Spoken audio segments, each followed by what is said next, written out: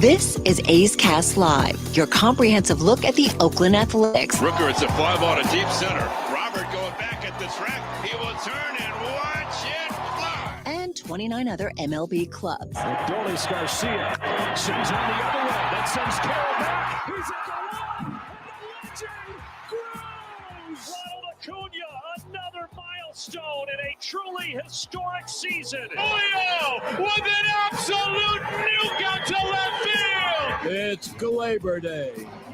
And like a good Glaber, Torres is there. Join us as we take you inside the baseball universe. From humidors to Stuff Plus to walk-off dingers, we have you covered. Spend your afternoon with us, only on A's Cast Live. Here's Chris Townsend. Good afternoon, everybody, and welcome to a Tuesday edition of A's Cast Live. I hope everybody enjoyed yesterday's game because it was one of the best games that I've seen the A's play in a long time. When you talk about everything was good, pitching was good, clutch hitting, terrific defense, doing it in a moment where it really matters. Yesterday's game, if you got to watch it, that's what baseball's all about. The strategy inside the game. We had the drama of Aaron Boone getting thrown out. It's exactly what you want in baseball. It was entertainment. It was great entertainment yesterday watching that A's game. 2 hours and I didn't write it down. 38 minutes? 36 minutes, I think it was. And that's what it's all about. That's what the sport's all about. And look what happens when you win on this stage. Like it or not, it's New York. Like it or not, everything is centered around these guys. That's why if you're a terrific player and you can handle it, this is the place to play. This is where stardom happens and the big bucks happen. Already today. Now, a lot of you are going to be watching at work, listening at work, and you're not able to sit around like a bunch of baseball dorks like we are. But already today, you have MLB Network people are seeing Mason Miller for the first time. Mark DeRosa went to the game yesterday. Friend of the program, D-Row. Do we call him Captain America since he was the manager of the American team in the World Baseball Classic? Is that a little much? I thought that's what we called Mike Trout. I thought Trout was Captain America for us. Was Trouty Captain America? I thought so. So I'm going to have to lean towards Trout, Hall of Fame player. Nothing against D-Row, but yeah. Not a Hall of Fame player. Not a Hall of Fame player. Hall of Fame, maybe Hall of Fame human. Hall of Fame broadcaster. He's fantastic at what he does. And I know like Amelia Schimmel, who is the voice of the Coliseum, worked with him at MLB Network. She knows all the guys from MLB Network. And says he's one of the greatest guys in the world. Anyway, he went to the game yesterday. And so he got to see Mason Miller up close and personal. So what happens when Mark DeRosa, now D-Row actually lives in Atlanta, but with the studios being in Secaucus, New Jersey, all these guys, and I remember talking to Eric Burns about this back in the day, he had a place in New York. You got a spot in New York, and you go to work. So he's living in New York when he's working up there every day. And what did he do? He went to the Yankee Stadium to take in a ball game. He sees Mason Miller. So what happens this morning on MLB Central, the morning show that Mark DeRosa's on? They highlight Mason Miller. It was like last year. A's go to New York. What do? There's an interesting story. His name's Brent Rooker. They were at Rooker in studio. Rooker was there. So it's like, yeah, it's just 4 games or 3 games in New York, but it actually is bigger than that because this is where the entire sport or the main people who are distributing the information about the sports, it's where all our baseball notes come from. That's where it comes from the Northeast. Whether we like it or not, it is what it is. You just got to suck it up. Like, I don't like SEC football, but you want to know where the best football's being played? The SEC, the Southeastern Conference. Whether I grew up on the Pac-10, it's Pac-12 doesn't even exist anymore. It's Pac-2 now, right? It's Pac-2. Wazoo and technically it's the State. Pac-2, right? I mean, it's just there's things in life that you don't like. I'm sure everybody in Canada doesn't love that all the teams moved into the United States in hockey. I bet they're not thrilled about losing all their teams. It is what it is. That's why it's important to play well when you go to New York. Because there's a ton of people, including your white whale, Joel Sherman, who all thought the A's going to be another bad year. They're going to be the worst team. The worst team? Man, if you're not following my White Sox on the South Side, I mean, they're setting records. They set a record yesterday. They were shut out for the 8th time in 22 games. I'm like, how many games have we played? How's that possible? 8 times in 20. Next closest is 4. One of those 4 is the Yankees. Has been shut out 4 times. Yeah, Yankees have been shut out 3 times at home. Oh, that's not good. But the White Sox, how can you be like? They're hitting 190 as a team. I would love to get all of the everybody right, because everybody in MLB Network, everybody at Sports Illustrated, everybody at ESPN, everybody at CBS Sports, everybody did like who they think's going to win the divisions. They did power ranking. We were dead last on every single person's list. There wasn't anybody out there. If you can find it, please send it to us. C. Townsend at athletics.com is my email address. If you can find one preseason list that didn't have us 30th, you're not going to find one. They buried us. They hammered us. They basically said, our team's irrelevant. It's only about relocation of ballpark. That's the whole offseason. It was infuriating. They wouldn't cover the players. They wouldn't cover the team. They wouldn't cover the players. Everybody said nothing to see here. The A's will not be interesting. They'll be the worst team in baseball. This is blah, blah, blah, blah, blah, blah. And everybody fed into that narrative because you love the narrative. Everybody left. And now all of a sudden the A's have won 9 games and we're not even close to the worst team in baseball. The White Sox are historically bad. They're 3-19 after getting Paul shut out. Konerko, Frank Thomas, Black Jack McDowell. Nobody's walking through Robin that door. Ventura, Karkovice. I mean, you want to go old school? Carly Yastrzemski. Carly Yastrzemski was a Red Sox. But he's also a White Sox. Wasn't he a White Sox towards the end of his career? No. Carly Yastrzemski played his entire career. Oh, I'm thinking of Carlton Fisk. Carlton Fisk is not walking through that door. I mean, we can go. Robin Ventura's not walking through that door. We can go through all the. I mean, he can't even really do Blummer not walking. Blummer's not walking. Blummer's definitely not. Blummer. Jermaine Dye is not walking through those doors. Jermaine Dye's not walking through that door. I mean, it's crazy. Tim Anderson, Bobby Thigpen. They're Mark horrible. Burley, Hawk Harrelson. The Marlins are horrible. By the way, Rockies are horrible. You take the A's record. Bring up the thing. If you take the A's record against the Indians out, we're a 500 team. Now we can't do that, and obviously tip the old cap to Stephen Vogt. They whooped our behind. But the Indians right now, the Guardians are 16-6, having a great start. Take the Indians. I mean, take the Guardians. I have so many people calling the post-game show still saying Indians. We do have permission from the Guardians to still say Indians, that their history is still the Indians' history up until they become the Guardians. Then you mention Guardians. So when we talk our beloved Ray Fosse was a Cleveland Indian. That's how the organization's doing it. They explained it to us because we're like, how do we talk about Ray Fosse? Because Ray Fosse didn't dig the change to Guardians. Neither does any of the old players who played there. I know Dwayne Kuiper. I mean, and they said, no, if you were an Indian, we talk about you as an Indian still. So we have Cleveland's permission on that. But you take our record, take the Guardians out. What's our record? Well, we're 1-6 versus them, right? Mm-hmm. Yeah, it'd be 8-8. We're 8-8. Think about that.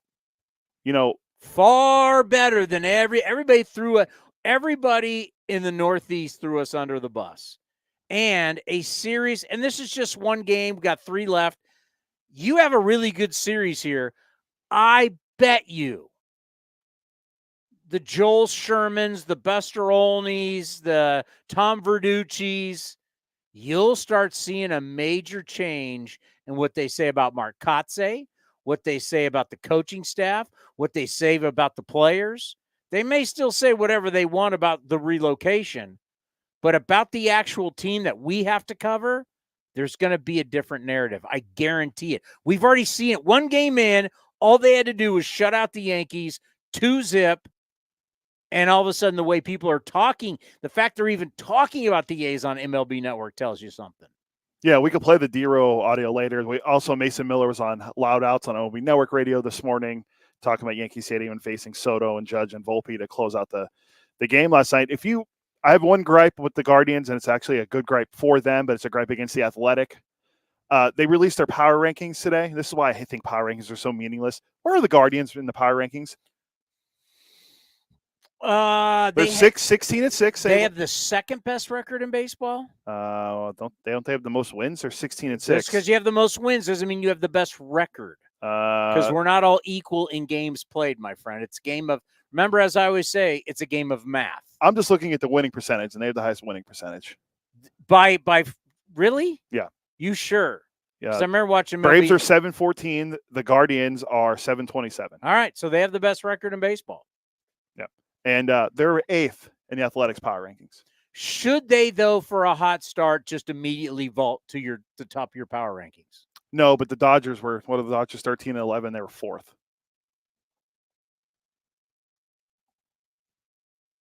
What am I supposed to do after 20 games? Just because of your start, I'm supposed to rearrange what I believe in what the teams are going to be? Are we living in the now? I'm supposed to rank it by the now, not what you project long term? It says MLB power rankings. It doesn't say MLB power rankings based on your thoughts right now.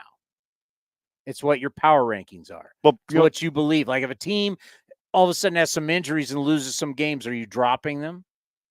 Yes, because the Pirates are in the top 10 and they're like 25 now. I mean, if we did power rank, you'd have the Pirates last 2 years number 1 to start out. And how does that work out? By the way, we're not last still, so there's positive there. I think we're 27. I'll say the Guardians were 8th. Yeah, the 8th. Yeah, that was just a guess. That was in the what power rankings? The Athletic. I don't really look at those, so I don't know what your beef is. It really doesn't matter. In the grand scheme of the world right now, the power rankings don't matter. Just as long as we're not last. Yeah, that's the big thing. We're not. Well, last. where were we? I think 27th. I think it was White Sox, Rockies, and then. I'm telling you, you have a good series here, and my God, have a good series in Baltimore. You really changed the narrative. Oh, the Marlins. So yeah, we were 27th. All right, this is fantastic. By the way, Lou Trivino will be joining us. Always a great friend of the program. Recovering from Tommy John surgery. He's a free agent, right? No, he's a Yankee. He's still a Yankee? The Yankees re-signed him right before spring training. Awesome. So Lou Trivino, Yankee honk, Lou Trivino will join us at 1:30. And then who do we have on? Bryan Hoch, who covers the Yankees for MLB.com. All right. So we got a Yankee. So it's all Yankees today? The Yankees. Well, the Jeter. You didn't get Jeter? There was a big thing yesterday with Aaron Boone, so I figured why not have a Yankee guy on? Yeah, I'm still kind of teed up about that. And I like Aaron Boone. Back when Aaron Boone was on ESPN and we were on a different radio station, I did stuff with Aaron Boone. I remember we had Aaron Boone before we were outside the stadium. What year would that have been? Like 12, 13? We had him on before a playoff game? 12 or 14, probably. Yeah. Roxy got him for us. Yeah, Aaron Boone's a cool dude. Aaron Boone, we were yelling at Boone in Nashville at the winter meetings. That's right. Right? So Aaron Boone, this was amazing. This was like, if you really want to know the difference between everybody else and the Yankees, before Raider games in Oakland, we would play this video montage. And speaking of what, we have an audio montage that Cody has put together today that's fabulous. But before every home Raider game, we would play, there's 31 teams in the National Football League, and then there's the Oakland Raiders. Dun, dun, dun, dun, dun, dun, dun, dun, dun. And it's true. The Raiders were, then different than all the other teams. Well, you could say there's 29 teams in Major League Baseball, and then there's the New York Yankees. It's a different deal. It is. I have the utmost respect for it. They are the premier franchise in our league. I would now say the Dallas Cowboys would be that in the NFL. For years, it's been the Lakers. In the NBA, hockey, it's really kind of been all over the board. I don't think there really is one. Yeah, because and you don't have you can't say the New York Knicks in the NBA, and you can't say the Rangers in hockey. Yeah. Right. And as much as you're a big Islanders fan, it's not going to happen. They're down 2-0 in that series. Not good. It's just a reality that, the NFL, the Giants have been a great franchise. They've won Super Bowls, but they haven't sustained. And then the Jets. Just traded their quarterback. Jets, Jets. Last won a Super Bowl. We're in a Super Bowl. Neither of us were born, and Joe Namath was on a lounge chair in Miami making a prediction. God bless him. One of the great moments in the history of sport. So, but the Yankees are the big deal, right? And I get it. And so I'm always rooting against them. I can't stand the Yankees. But the Aaron Boone thing is a joke. Even if you're trying to go with, listen, this guy's been thrown out more than anybody. He's kind of a loose cannon because he's not that kind of guy off the field. But you put the uniform on him. He's super competitive. He's been thrown out like 35 times in his career. Like 18. It's like a massive amount the last couple of years, though. Do you have every ejection? Can you find every one of his ejections? Boone was thrown out. It's a lot. In 2022, thrown out 9 times. 2023, 7 times. 2021, 6. So quick math. 16 times in 2 years. So quick math. That's 20. That's 22 in 3 years. So he has a reputation. Hunter Wendelstedt yesterday, though, that was because the video shows it, and that's when I knew early. We got a problem. So as I was watching this game yesterday, I get done doing the pregame show, go in to watch the game, and that happens because I know this. The minute this thing gets to Twitter, X, millions will see it. This is the Yankees. This is a bad call. This is all going to be on video. The John Boys and the Yankees talk and all these guys on Twitter are going to hammer this thing. And J.P. Sears could have thrown a no-hitter yesterday. You could add Jordan Diaz hit 3 home runs here last year in one game. An A's player could have done something great yesterday, was not going to matter. The story of this game was going to be what happened right out of the gate. It shows how archaic our game is. It is absolutely insane that in 2024, Grafal from the White Sox got thrown out yesterday. Melvin got thrown out when? Sunday? Yeah. We're throwing managers out at a rate that's just crazy.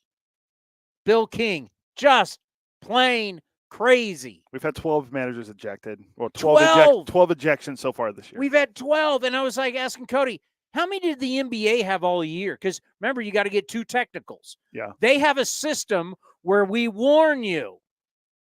This was basically, Hunter looked over at the dugout and said, one more word out of you, and then turned around and a fan says something because you see the video. Everything's video now, right?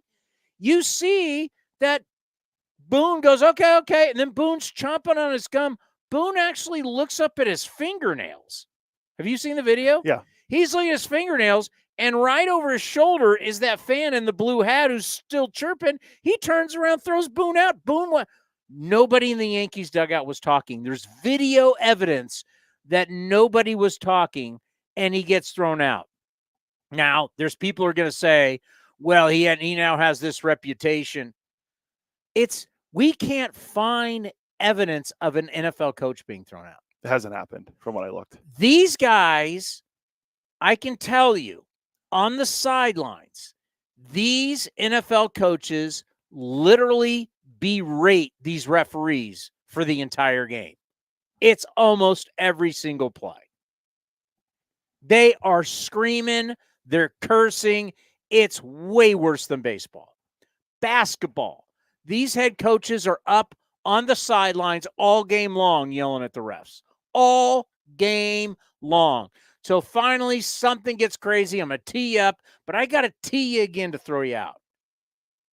We were literally one batter in on an early Passover game in New York, and we're stopping the game for multiple minutes to throw Aaron Boone out, who video evidence shows didn't say he wanted to check. SD gets hit. It's the start of the game. Aaron Boone had every right to do what he did. Every right. And then he went, okay, and he stopped. Because Hunter warned him. He said, okay, stop. And next thing you know, he's throwing him out of the game. I mean,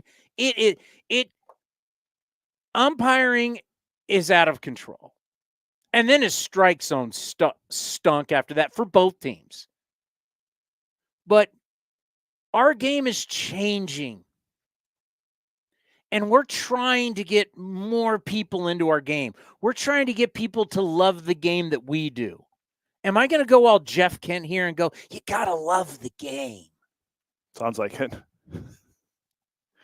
And when you do this stuff, when you've got the archaic people, and I don't know how we get them out of our game, because it's broadcasters, it's umpires, it's people in the media. It's just this archaic. Baseball used to be so powerful, right? That baseball was the number one sport and everybody wanted to be in it and everybody wanted a piece of the pie, right? And now baseball was so big, we got a players union, we got an umpires union. Baseball was such big business. Nowadays, young people look at our sport as ridiculous and they don't love it. We love playing the sport. Baseball is a great sport to play. Played it my entire life, absolutely loved it, paid for my college. Playing baseball is awesome. Watching this kind of stuff is not. And you can speak to this, Cody. The 30-somethings and younger, they see this kind of stuff, it just turns them off. Yeah, I mean, it's true. I mean, I thought about it yesterday. I'm like, people are going to talk about this more than the game itself, and you're right. And an ace player we could have had a player hit 5 home runs in a game for the first time in Major League Baseball history, and it would have mattered.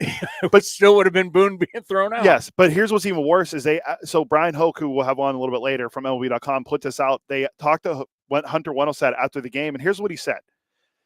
Aaron Boone is the manager of the New York Yankees and is responsible for everything that happens in that dugout. I don't want to eject the ball player.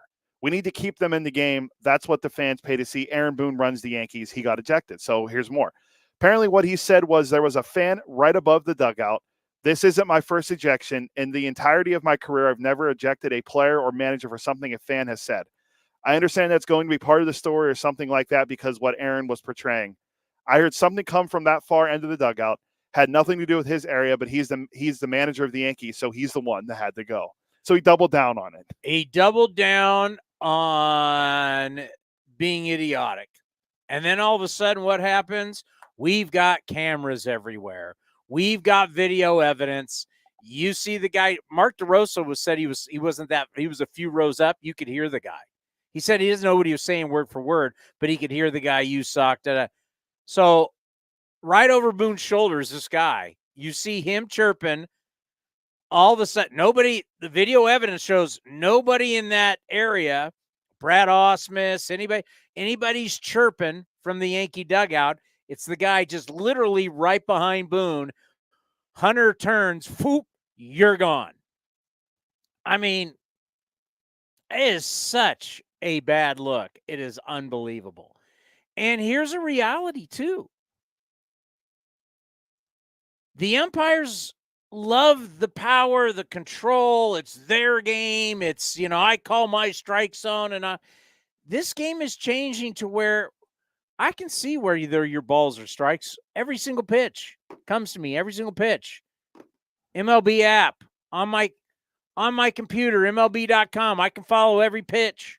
I can see if you're calling strikes or balls. right? And we are in such a data-driven world that these young players just want you to call balls and strikes and be right. The days of I'm going to chat you up and be your guy. Hey, good to see you today, Hunter. These younger players don't give a. These guys are. It's a different generation because the old school way is dying. The new school way is, hey, Jack, get it right. I mean, that's the real. I mean, if you're a young hotshot player and you come up, I could give a crap who the umpire is. Call balls and strikes, get it right. A strike is a strike, a ball is a ball. That's what these young players. They are so focused on data and they know everything. If you're not calling strikes, everybody's going to know. And the days of this is my game and you don't like it, I'll throw you out. I mean, the fact in modern day sports we've given somebody like this so much power is crazy. These games are worth so much. These players are making so much that you just don't like something you hear and you're gone. Like what? If you just explain this to a regular person, that'll be interesting to get Lou's perspective on that about just as a player, just how crazy is it that umpires have that much control that at any point they can just, you're gone. And we don't see it in other spots. Well. Lou Trivino's all grown up, A's fans. How are you? You want to say hi, Sophia?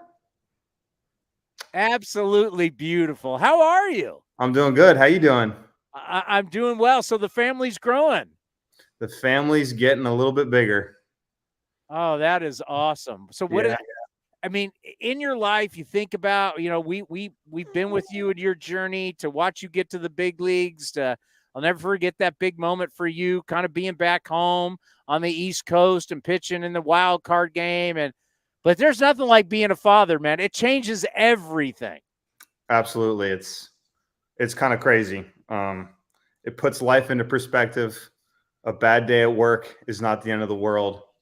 It's just absolute blessing to have a little girl who's the cutest little thing in the world. Like, yeah, I love it.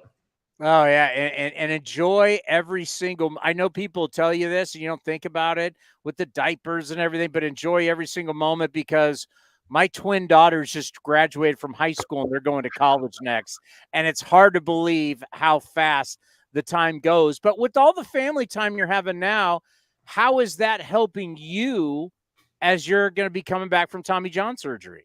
It's definitely helping. I mean, speaking of, before I answer that, we've heard the whole thing is the nights and the days are long, but the years go fast. So it's like, and every single person that I talk to says the same thing.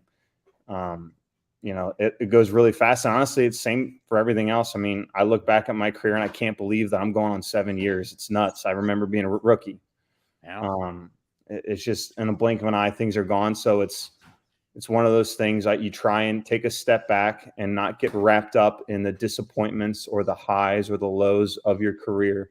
And you just thank God for the wild ride that he allowed me to have, because it's just crazy. So it's like it's trying to teeter the line of being grateful and being never satisfied all at the same time, being able to stop and kind of, see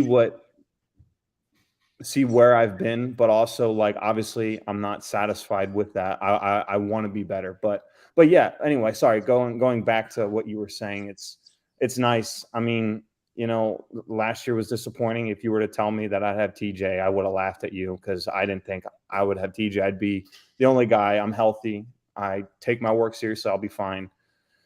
But, things happen, and it sucked, but I was able to spend time with the family, get to see this little girl grow up. It was the best worst case scenario that I could have possibly had. So where are you right now in the rehab, and when take us through the process? Because now we have different. Did you get the bracket? Not get the bracket? Like where are you in the process? So I had full reconstruction. I didn't get the brace. They just took my palmaris and put it where the old UCL was.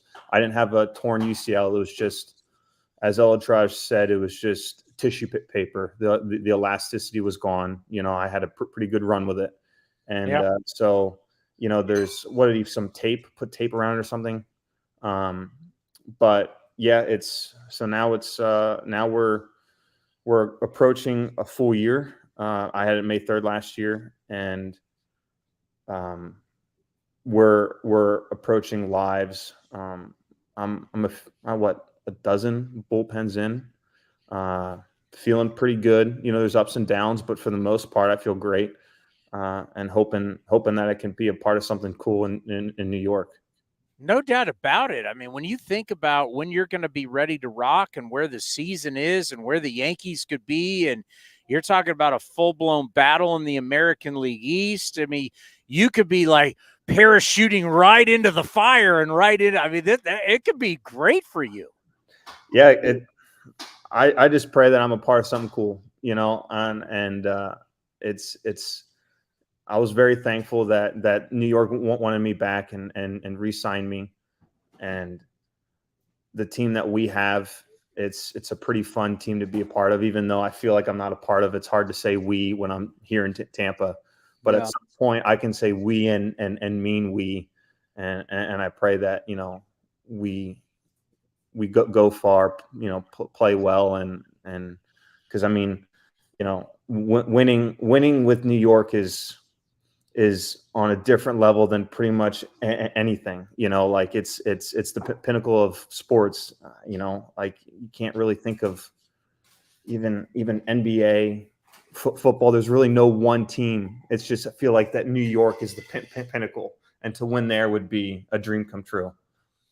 I think about rehabbing, and most people don't understand the lonely process.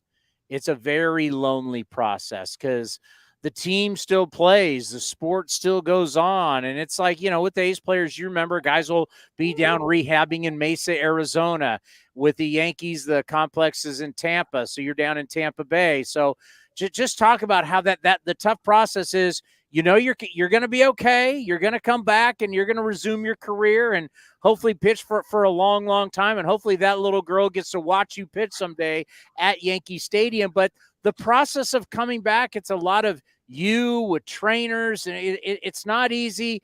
Not only from the standpoint of physical, but also mentally. It takes a mental toll on you. Well, I would encourage anyone who gets TJ to immediately have a child and get married. And then all of a sudden, it's not as lonely anymore. You get home and then you got stuff to do. So it wasn't as lonely for me, So if you can plan your next Tommy John, exactly, make sure you get married and have kids. Exactly. I told Megan, I was like, my elbow feels bad. Let's go on it right now. That way there's stuff. No. Just joking. Yeah, it is very like, I was fortunate enough to not have what a lot of guys go through, which is going to the complex, go back to whatever place you rent, and then do a hobby, play video games, walk around. I was fortunate enough. Megan was pregnant. We had a baby on the way. There was a lot to do. So that helped to be able to take my mind off of, well, I'm not feeling good. The elbow's this, the elbow's that, I would encourage, obviously not everyone's going to have a kid, while they're going through it, but you gotta find a way to not get wrapped up in the day-to-day minutia and come up with a hobby, whatever it is. Get a hobby, get your mind off things. Because you want it to be able to be, you go to the field, you get your work in, you get done, and then you're not home just thinking about baseball, thinking about, man, I'm not there, I'm not doing what I want to do. It's trying to put, get your mind away from it. I'm not saying, be lazy or anything but do your work at the field and then keep it at the field. Try and get something else to occupy your mind, learn a new language, read books, do something. And again, for me, I was very fortunate to where when she was pregnant early on, I was trying to learn Spanish. By the way, I don't know Spanish. No habla? No habla español.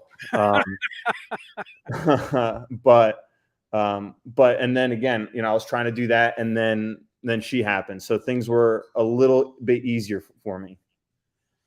So when we look at the injury and everybody, I mean, the UCL is the hottest topic. It's happening to college kids, high school kids. It's an epidemic, and a lot of people have an opinion why. You've always been a guy that's thrown hard ever since we've known you. I mean, coming out of college, you were throwing hard. There's a lot of processes that we're seeing these, whether you go to a drive line or you go to a place. To me, there's guys who naturally throw hard, and then there's guys now who are trying to figure out how to throw hard, how to leverage their body to throw harder. And I've had multiple people talk about the plyo balls, the heavy balls and the light balls, and all the different throwing programs. If you could put your arm around, you could put your arms around it and say, why do you, now that you've gone through it, why do you think we're having such a problem? The human body is having such a hard time with the chase of velocity and spin. Well, from my personal experience, I think I got TJ because my delivery was compromised for years.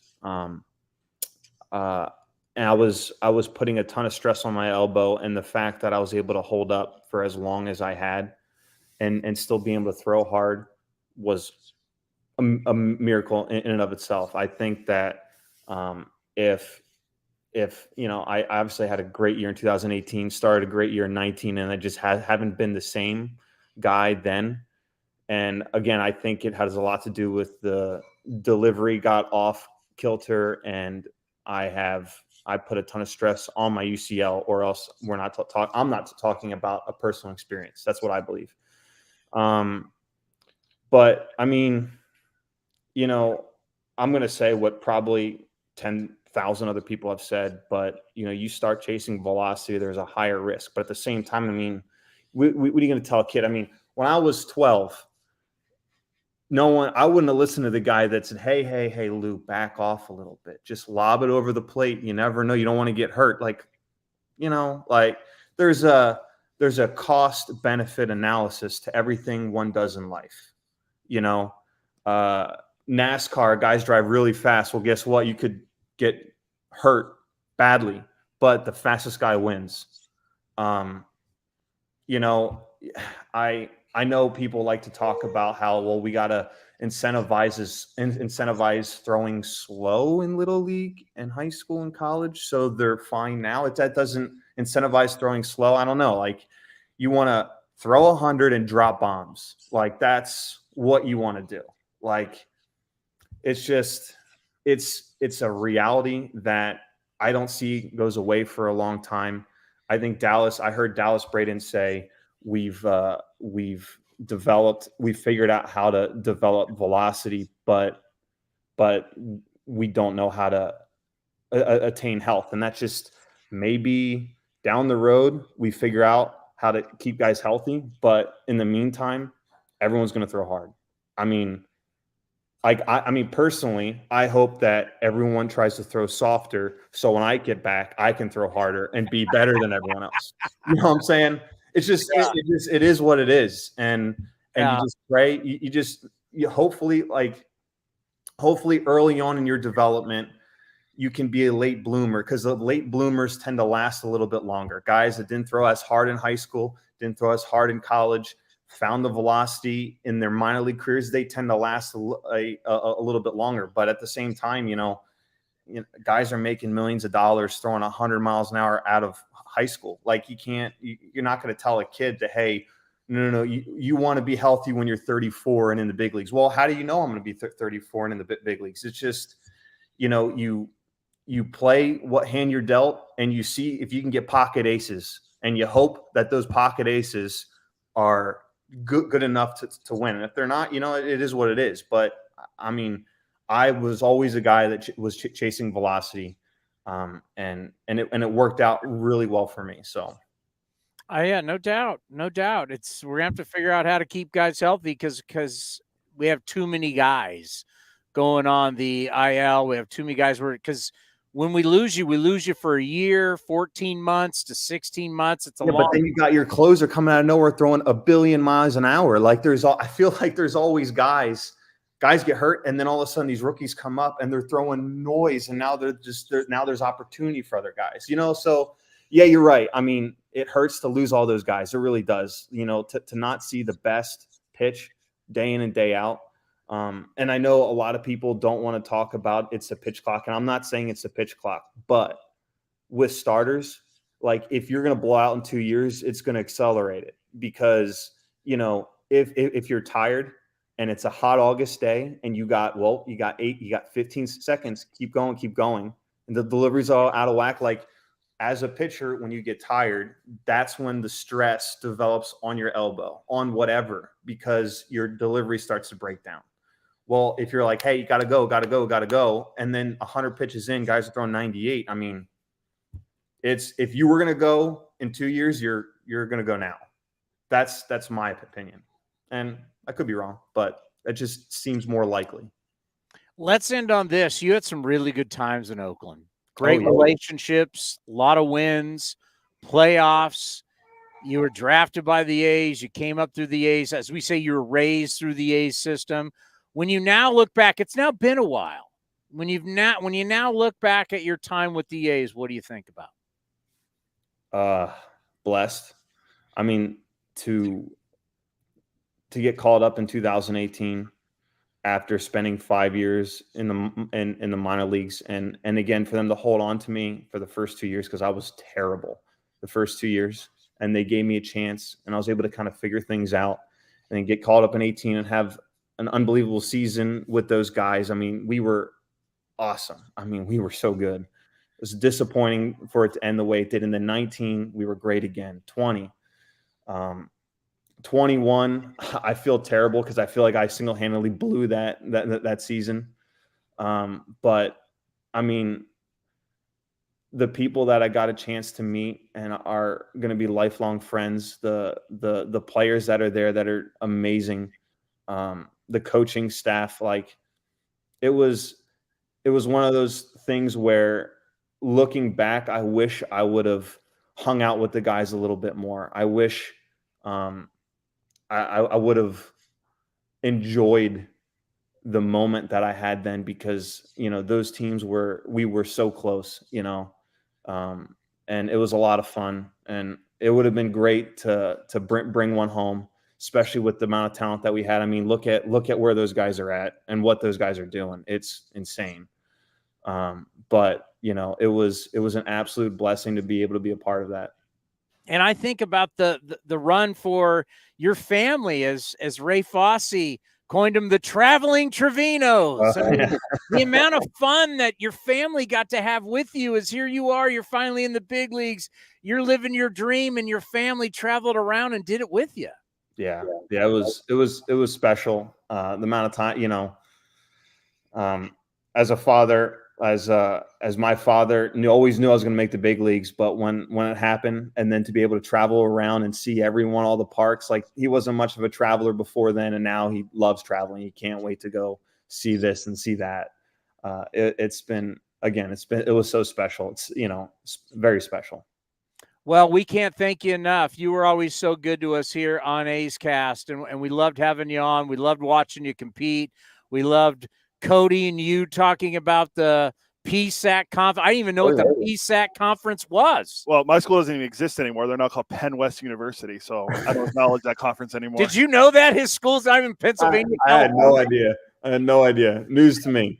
I went back there, and they're like, yeah, so we're Penn West now. I'm like, yeah, I didn't go to this school. I went to Cal, so sorry. I will say California University of Pennsylvania, like I'm glad they're at least, something tied to Pennsylvania, Yeah, well, now it's just Penn West. So yeah, now it maybe makes a little more sense. Well, yeah, they merged I think it was Clarion and Edinburgh and Cal are all now like one Oh, they merged. Longer. Oh, I didn't know that. Yeah. So that's kind of what they did. So I'm like, yeah, I went to Cal, not those other schools. All right. Yeah, I know Mercyhurst is not in the league anymore. Like, there's a lot of changes going on. Let's see. It's this kind of talk we miss, Lou. We miss this. We miss talking Pennsylvania baseball. It's seriously, you were always so good to us. Thank you. We appreciate it. You know, we're always going to root for you here. Oh, I can't thank you guys enough. Thank you. You were a great A. Thank you so much. Best of health. Congratulations on being a new father. And let's get you back on the mound, and we'll get you back on the program later on during the season. Absolutely. You guys have a good one. I hope to see you guys in Oakland. Exactly. Thanks, Lou. Take care, buddy. All right. Bye. Great Lou Trivino. Always solid. It wasn't always perfect either. You know, there were times where he struggled with the A's, but there were also where he had some good times, and he was always good to us. Yeah. Everybody's always good to us, but Lou is always the bullpen. TNT, Trivino and Trinan. I mean, you got to remember where our set is, right on the field next to the dugout. The pitchers walk by us every single day, and we get to talk to them every single day, and you get to know these guys, and we deal with them more than we do the position players because they do their own thing. But, you know, we go in the clubhouse, but it's like the pitchers and our relationship. And, you know, with Scott Emerson, and maybe it's because I'm an ex-pitcher, and there's always we always have a great relationship with all the pitchers. And the guy going today, Paulie Blackburn, Paulie Winday. There's another guy. Paulie ground ball. Yeah. We'll get into Paulie Winday in a second. Wow, that means something now. On Friday, I'm trying to get us Cole Irvin, another guy we talk to all the time, who's an Oriole, I don't think anyone besides Liam Hendricks came on the show more than he did. Liam Hendricks, once again, a pitcher. It's like all the pitchers. Liam Hendricks came on the show. Only Ray Fosse came on the show more than Liam Hendricks. That is correct. That is a fact. That Ray Fosse came on. He had carte blanche. He can come on whenever he wanted. He had the golden ticket. He just would come and pick up the headset, and Fosse anytime you want. Even though I was still going to talk to him in the pregame show. He was coming on. Fosse, hey, Towny. Ray, come on down, my friend. You mentioned Paulie Winday. The A's are 4-0 in games that are started by Paul Blackburn this season.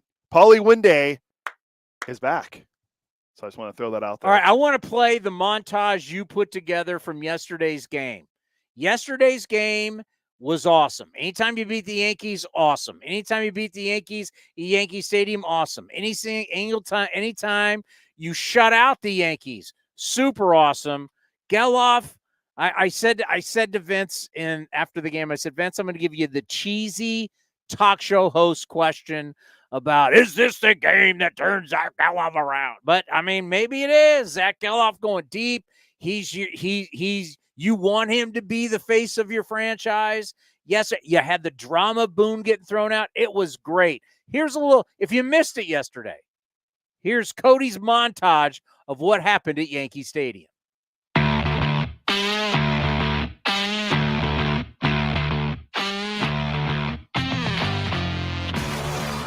Two-strike pitch again, and that's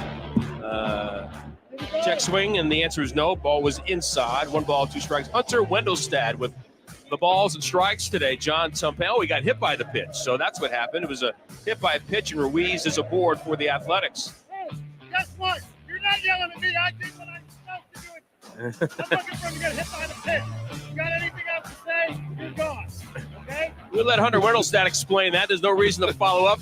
He made it pretty clear what he was feeling as he was barking back to an Aaron Boone and the Yankees bench. And just like that, somebody's been thrown out of the Yankees bench. Hunter Wendelstad with some early fireworks, and now Aaron Boone is just absolutely beside himself trying to figure out what's going on. And we'll have to listen in a little bit. It was a Baltimore dugout. Well, what Aaron Boone is saying, it didn't even come from our dugout. It came from a fan. It's embarrassing. It really is it's embarrassing. The 2-2 pitch went up from J.P. Sears to Soto. Sweeper swung on a miss. He struck him out. That's the 3rd strikeout for Sears. Setting up outside as Langoliers the pitch. That swung on a miss on a slider. Down he goes. Good sequence there. He strikes out Torres. A 1-2-3 7th for Lucas Erceg. Swung on, driven, deep right field. Back is Soto. Up, over, out for Geloff. And the A's take a 2-0 lead. And the 1-2 to Soto. Swing and a miss. 103. Blazing by Soto, and down he goes on strikes. Another 2-2 is due Aaron Judge. Miller's ready, and he fires. Fastball, swing, and a miss. What a job by Mason Miller. If you can make it here, you can make it anywhere. What an entrance by the A's closer. Volpe, Soto, and Judge all down on strikes as Miller overpowers the Pinstripers. And the Athletics win game 1 of the 4-game series 2-0. So there you go. Domination by the pitching staff. They were, I mean, Sears, Ursig, Miller. They were great. And to see Miller go through Volpe, Soto, and Judgy at the end of the game, blowing them all away was great. Just blowing them away. You know, you guys are so enamored by your 103. Okay. Sears was fabulous. You know, he's not somebody that's going to get talked about today because the top 3 stories would be Boone getting thrown out, Miller, it's Miller time. Da-da-da-da-da. Tonight is kind of special. You probably don't even know this. A beer that pours. I know the slogan, but not the song. The Somehow jingle. Tonight. All right. So maybe is that Lowenbrow? What's Miller time? Maybe it's Lowenbrow, or is it Miller time? I might have mixed up my old school beer jingles. The only one I know now is I see Coors Light so often. Tonight. Get the Miller. Maybe that's our new thing for it. It's Miller time, baby. Mason Miller. But it's Boone getting thrown out, Miller, and then Geloff. Sears is not even in your top 3. Sears was phenomenal yesterday. Not throwing 100, going out there, changing speeds, 4-seamer sweeper change. He was phenomenal. And how big is it, as we just talked to Lou, you know, the team that drafts you, the team that brings you up. You make your debut at the Yankees. He pitched against the A's. I want to say his first start ever was against the A's. Mm-hmm. Frankie Montas, I think, was on the mound for us. Frankie got drilled yesterday. Did you see that? Frankie got drilled and taken off the mound. He's on the injured list now. Huge for JP Sears. And it still kind of teased me up. He wasn't the opening day starter. And I know I should be over that, but I'm not. I'm like, Wood has done nothing. 0, zilch, nada to be the opening day starter. Just because how many years he's been in the league.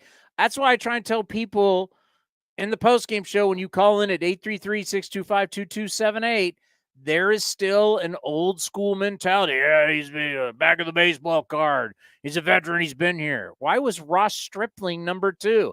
He's a veteran guy. We love veteran guys. At heart, we still, even though we're so data-driven, we love the veteran guys. It's like J.P. Sears had 32 starts for you last year. J.P. Sears was phenomenal in spring training.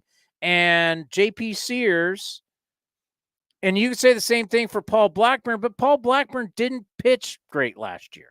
Wasn't here all year long. J.P. Sears anchored your staff. When everybody faltered around him, he anchored your staff. Had a good spring. He should have been your opening day starter. Yeah, over his last 3 starts, spanning 17 and the third, he's allowed 1 run and 6 hits. It's been great. He's been great, and obviously the first couple. And you know who should have been 2 in your rotation to start out? Paulie ground ball, Paulie Winday, Paulie Pizza, whatever you want. Oh yeah. Well, we got to find out what pizza we'll check. Paulie Pizza. If you know Paul Blackburn the night before, superstitious, always has pizza, even if it's a frozen pizza. That's what we found out. So we got to find out what pizza he got in New York. Not that I know. Not like I've had a lot of pizza in New York, but pizza in New York is pretty big. Everywhere in New York. That's what I mean. So we got to find out which one he went. If he went to a big, major known. See, place I like or the hole in old school thin crust with the oil and the pepperoni. I like the old school Italian. I think he kind of likes a deep dish kind of. I'm not a deep dish guy.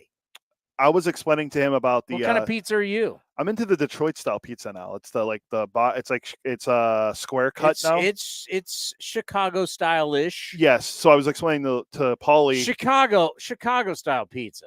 I mean, it's like quiche.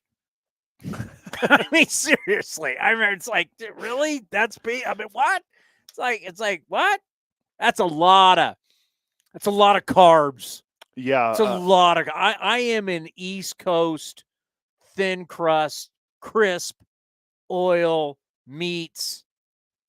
Yeah, I recommended a place to Paulie in Oakland over by our offices to go try.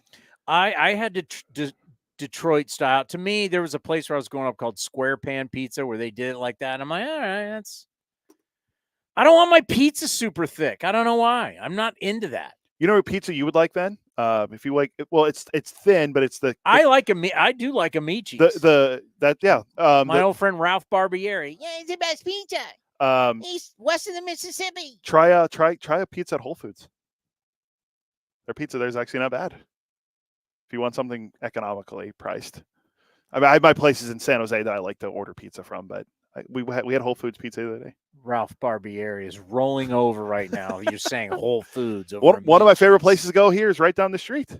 What? Where? Jake's. Oh. Well, Bebo's right down the street. It's New York style pizza. And there's another one here too. We're now down in our hood. Yeah. Some of you be like, what are they talking about? South Bay pizza. Yeah. Sorry, I can't order a pizza in the East Bay and then bring it back to San Jose. It's a long commute. Sorry, can't take a pizza on BART. What do we got coming up, man? I'm excited. Today, you know what? I'm just excited. Brian? Everything about today. I mean, Paulie goes out, shoves, and the A's win again, and now you have at least split the series. Give credit to Sears. That was huge. And by the way, I want to make sure he got his props too yesterday. Lucas Erceg, 2 innings of shutout baseball. That was big. Like, there's so many things to talk about that was big that you had Erceg come out, be the bridge from the starter to Mason Miller. Yeah, pitching the 2 innings too. Like, we don't really let guys go 2 innings anymore as relievers. I mean, I know Hader did it every once in a while, but yeah, we don't see a lot of relievers go 2 innings, especially the back end of the bullpen guys. So it was great for him, and he's been great since the first couple outings. He's been, I mean, his ERA was under 2, I believe. It was like 2. I think it's 2.08. So, and then just to get the ball to Mason Miller, who I don't know, will he be available today if the A's have a? Right, that's a good question. But yesterday showed what I've been talking about. I do not want Mason Miller ever touching the mound in a loss. Don't give me that, well, he hasn't pitched the next amount of days. I don't care. I watch it. I'm telling you right now what I see. These guys get on the mound, even Mason Miller, at times before games to work on feel. This isn't years ago. You never did that. So there was a reason to say, this guy hasn't pitched. I need to pitch him. I understand the team's losing, but he hasn't pitched in X amount of days. Now, these guys get up there and work on feel. It's like golf. It's like going to the driving range. They've worked on hitting a little bit of a draw. They've hit a little bit of fade, high, low, short clubs, driver. They work on everything. So they've been hitting like in golf. They haven't gone out and played 18. Mason Miller's working on stuff. I do not want, if he can't go back to back, I do not want, like in Cleveland, no reason to pitch him. 0. I only want Mason Miller when the game is on the line. That's it. And yeah, we asked Mark Kotze this past week on A's Cast Live on the Mark Kotze show, which is running on A's Cast right now. And if you're listening, thank you. If you're watching, you go to athletics.com/A's Cast. And by the way, hit subscribe for the YouTube. You never mention that. That's your job. I know. I always forget. I do run the banner, subscribe, though. Subscribe, like. Subscribe to the A's YouTube page. So Mark Kotze said, I'm like, are you going to be like new shiny toy Christmas? It's like, nope, we're always going to protect him. They are always going to protect Mason Miller. So he only had, I think I had it up yesterday. I think it was only 14 pitches. Yeah. But if there's the lead tonight, is he going in? Because he had Erceg go 2. Jimenez pitched the final game in Cleveland, right? Yeah. So, I don't know, is only 14 pitches? How does he feel? He comes in today. I feel great, Skip. Well, you got a 1-0. You got 1-0. You got a 1-run lead, 9th inning Yankee Stadium. Do you do it again? It could be 1-0. Yankees have been shut out 4 times this year, 3 times at home. Yankees, by the way, I'm going to save that. I don't know if I even want to. It's like I don't even want to jinx it. Things aren't going great for the Yankees. Let's be honest. They got out to a start. Everybody started talking, last time they got to start like this. They won the pennant and all these years. And, of course, the hype machine got going. Now the hype machine's like, man, Aaron Judge sucks. Yeah, he got booed on his bobblehead day. Gleyber Torres sucks. Volpe, the little Disney prince, he's not hitting either. Gotta get Rodon through the ball well yesterday. He did. And then your guy. No Garrett Cole. When's Garrett Cole walking through that door? Yeah, I heard his name in a while. Stroman's pitching today, right? Stroman today. Marcus Stroman's throwing the ball well for the Yankees. Who's tomorrow? Is it Nasty Nestor tomorrow? I took a little picture from MLB Now, some of their financial commitments. The financial commitments of some of these teams going into the next couple of years is insane. Insane.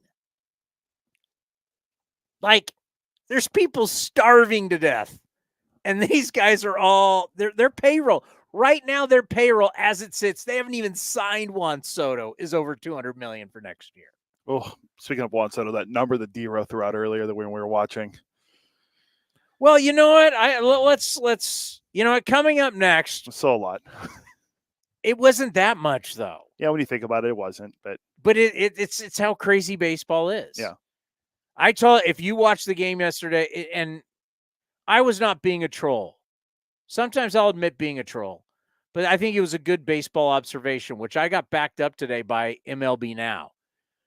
I'm telling you, I investigated it. The San Diego coaching staff would tell you Juan Soto is not a good athlete.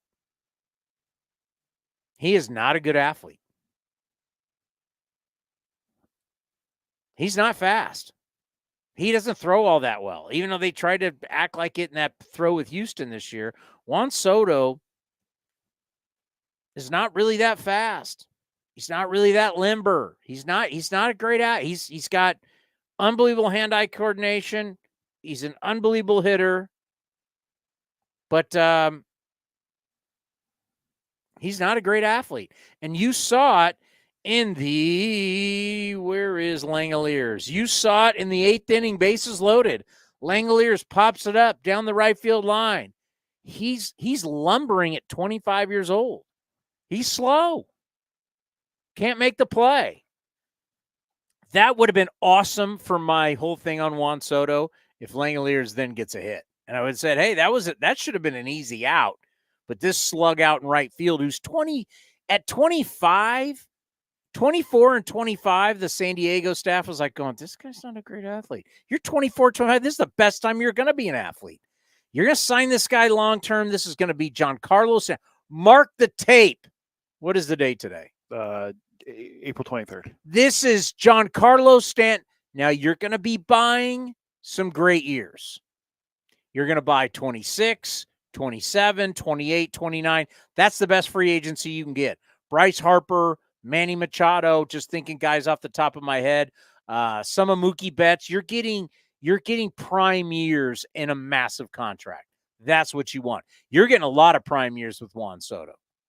But on the back end, you're going to get an aging, bad athlete. And finally, I'm not the only guy saying it. Brian Kinney brought it up today. I was saying it yesterday in the postgame show. It's like my guy BK was listening to my postgame show yesterday. I was going, this guy will it'll be like Giancarlo Stanton. Where are you gonna play him? Where are you gonna if he doesn't have great footwork, he doesn't have great speed, he doesn't have great arm, you can say, well, it's a short porch in right field. Well, that's what they used to say with Giancarlo. Now they don't want him out there. They don't want him anywhere. I mean, you're gonna sign him to this long-term deal. How many years of this deal are you gonna be like, he's got a DH because he stinks in the outfield? I mentioned to you where I think he could maybe go. So if you don't want to pay him DH every day, throw him first base. Rizzo's getting up there in age. Well, you think it's easy to play first base, Wash? Wash says it's incredibly hard. But I'm just saying he could maybe. Billy Bean says it's easy. Yeah. Hatterberg could do it. Hey, Miguel Cabrera became a first baseman. He was terrible. Well, he was terrible at third. He was terrible there. All right, coming up next, some fun notes that you're going to like.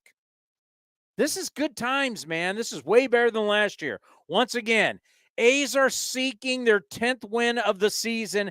They didn't win 10 games last year until May 16th. It's like 3 weeks from now. May 16th. Like, I can't even imagine when May 44 games in, it took the A's to win 10. They win tonight, it's their 10th.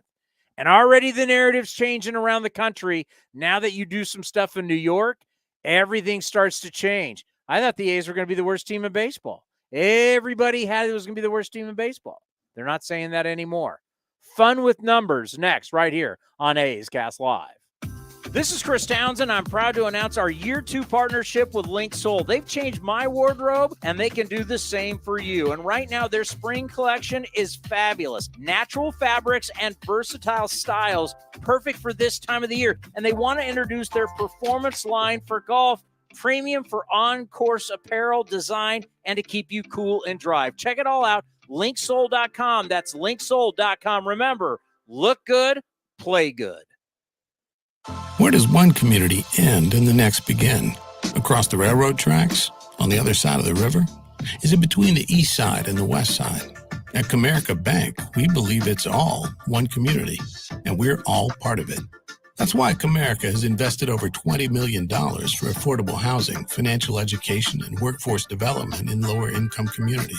Because when we raise expectations for everyone, we all rise. Member FDIC, Equal Opportunity Lender. If you haven't been to the Chicken Pie Shop in Walnut Creek, what are you waiting for? You're going to love the new menu, and it's a great place to watch all the games.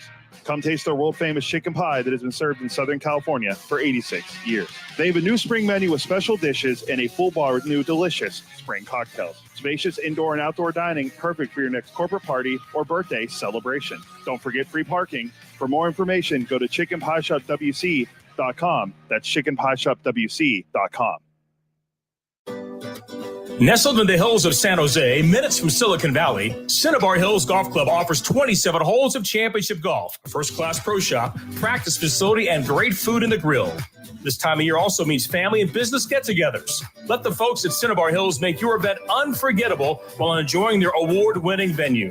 It's all there for you. Championship golf, a great space for any events, and incredible food. See it all at CinnabarHills.com. That's CinnabarHills.com. With an advanced network, cybersecurity solutions, and trusted partnership, Comcast Business powers more businesses than anyone. Comcast Business, powering possibilities.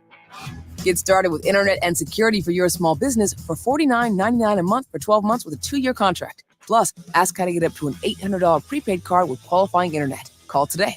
Ends 5/5/24. Restrictions apply. New customers only with 50 megabits per second internet and security edge. EcoBill and autopay required. Equipment, taxes, and fees extra. Whether it's a midweek trip to the ballpark to catch a game or a weekend of baseball for the family, grab your tickets for an A's game this season. Secure your seats today for all the biggest matchups, fireworks, drone shows, giveaways, and more. Don't miss out on all the things happening this season. Rose and Seth. It's a drive into center. It's deep, and Straw is back at the track. He will turn and watch it fly. So grab yours now at athletics.com/tickets. That's athletics.com/tickets. You deserve extra. Extra Mile is where you get it. You don't just deserve breakfast. You deserve extra fresh Mile 1 coffee just the way you like it. You deserve more than a quick bite. You deserve an extra satisfying array of hot foods, extra good snacks, and fountain drinks that help you go the extra mile. Plus, with Extra Mile rewards, you can earn free stuff. Visit Extra Mile at select Chevron and Texaco locations. See program terms and conditions for details.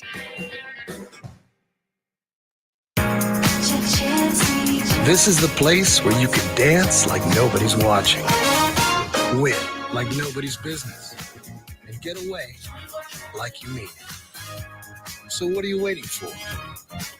Come join the party. Take that evening out and make it a night you'll never forget. This kind of action can't be beat.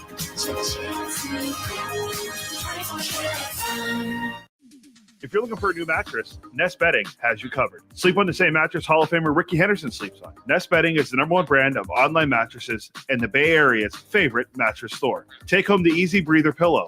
The New York Times calls it their #1 pick. You can navigate their easy-to-use website, nestbedding.com, nestbetting.com. That's nestbetting.com. Green and Gold fans, use the coupon code Oakland and you get 10% off your entire order. Nest Betting, love where you sleep.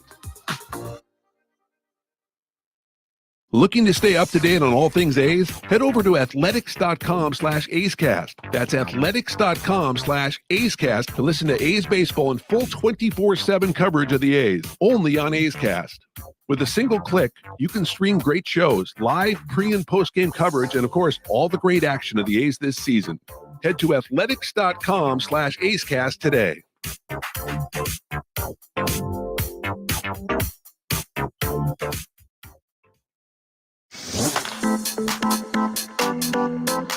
You're listening to A's Cast Live. Here's Chris Townsend.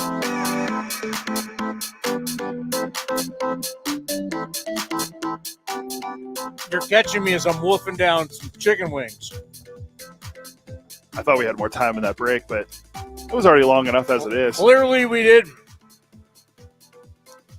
If you could eat only one thing every single day, what would it be? And get one thing. It's all you get.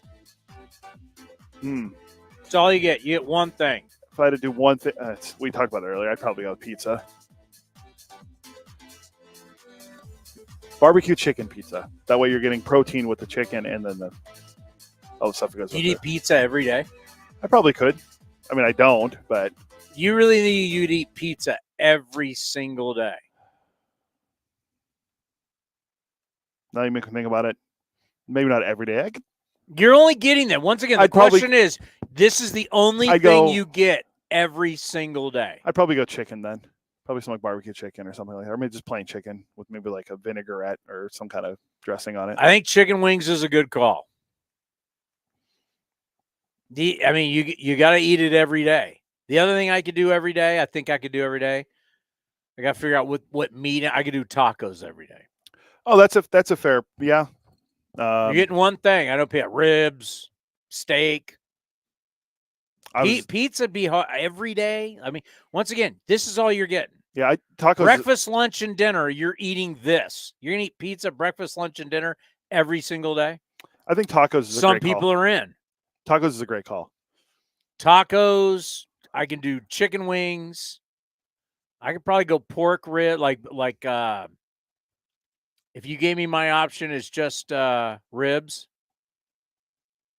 baby backs. I could have went really generic, and this is what I always eat now. Or St. Louis style. I could go spare ribs. All I eat now anymore is non-fat Greek yogurt with granola. You're like, you have the palate of my wife now. Well, that's what happens when you want to eat healthy. It's my wife said, we got yogurt. I'm like, what am I? Like nope, no flavored. It's non-fat, I got yogurt and there's some granola. I'm like, what am I, in your sorority? It's like you're in your sorority again. I didn't do the Greek system. I don't know. We had beer. We have yogurt in the fridge. I'm like, my God. That's what you buy at the grocery store is yogurt. Greek yogurt. I get it. You're trying to eat healthy. I get it. I don't have to. So I'm not eating Greek yogurt with granolas. That's what I'm having. You saw what I was just having. Yeah. Chicken wings from my smoker. I'm a grown man, for God's sakes. I have standards in my life. I had a chicken salad for dinner last night to make it better. Chicken salad? Well, no, like it was like one of those Asian chicken salads you get from Costco, the kit. You buy your own lettuce. So they used to come with the lettuce. Now it doesn't come with the lettuce, so I had to go buy lettuce somewhere else. But that's what I had for dinner. I mean, it's what my life has become. I was drinking sparkling. I'm to the point where I'm power ranking sparkling waters. Oh, I power drink sparkling waters. That and coffee all day long. People be like, you drink coffee at 10 o'clock at night? Yeah, I can drink coffee all day long and sleep.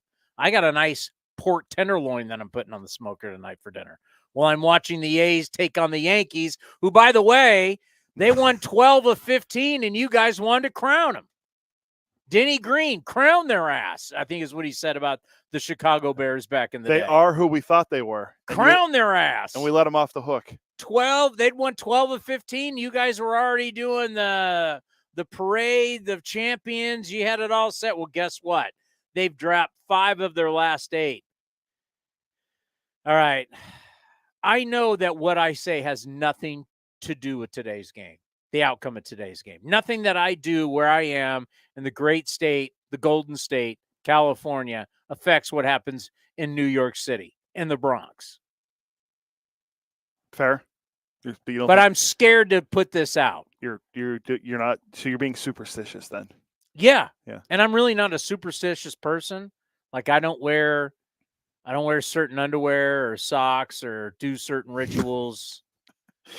Someone just did that recently with wearing the same. Oh, Dan Hurley, the coach from UConn, was wearing like the same underwear or something. I did that years ago when I was playing. There were some superstitions, and I realized it's that these sleeves when I pitch that doesn't get outs, right? These sleeves don't. These sleeves underneath, because the sleeves over the years have gotten way better, right? Fabrics and everything. So it's like all of a sudden it's like, oh, these things are awesome. I feel great in it. No, that's not the reason why you get people out. It's not the reason why you're having success is clothing. Sorry. But I'm worried. I care more about Paulie Winday than the average person does. Paulie's been good to us here on A's Cast for many, many years. I don't want to jinx him, but I feel entitled to give you this because it's a great note. So you cannot blame me if things don't go right in the Bronx. Yankees have gone 4 straight home games without a home run.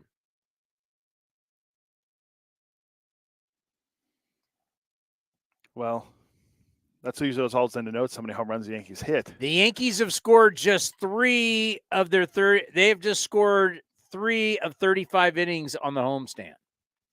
Remember, they got shut out twice by the Rays. It was twice, right? Was it 4 games they played? I think they got shut out twice. Because I remember the last 2 games. I know there was 1 shutout at least. They're not scoring.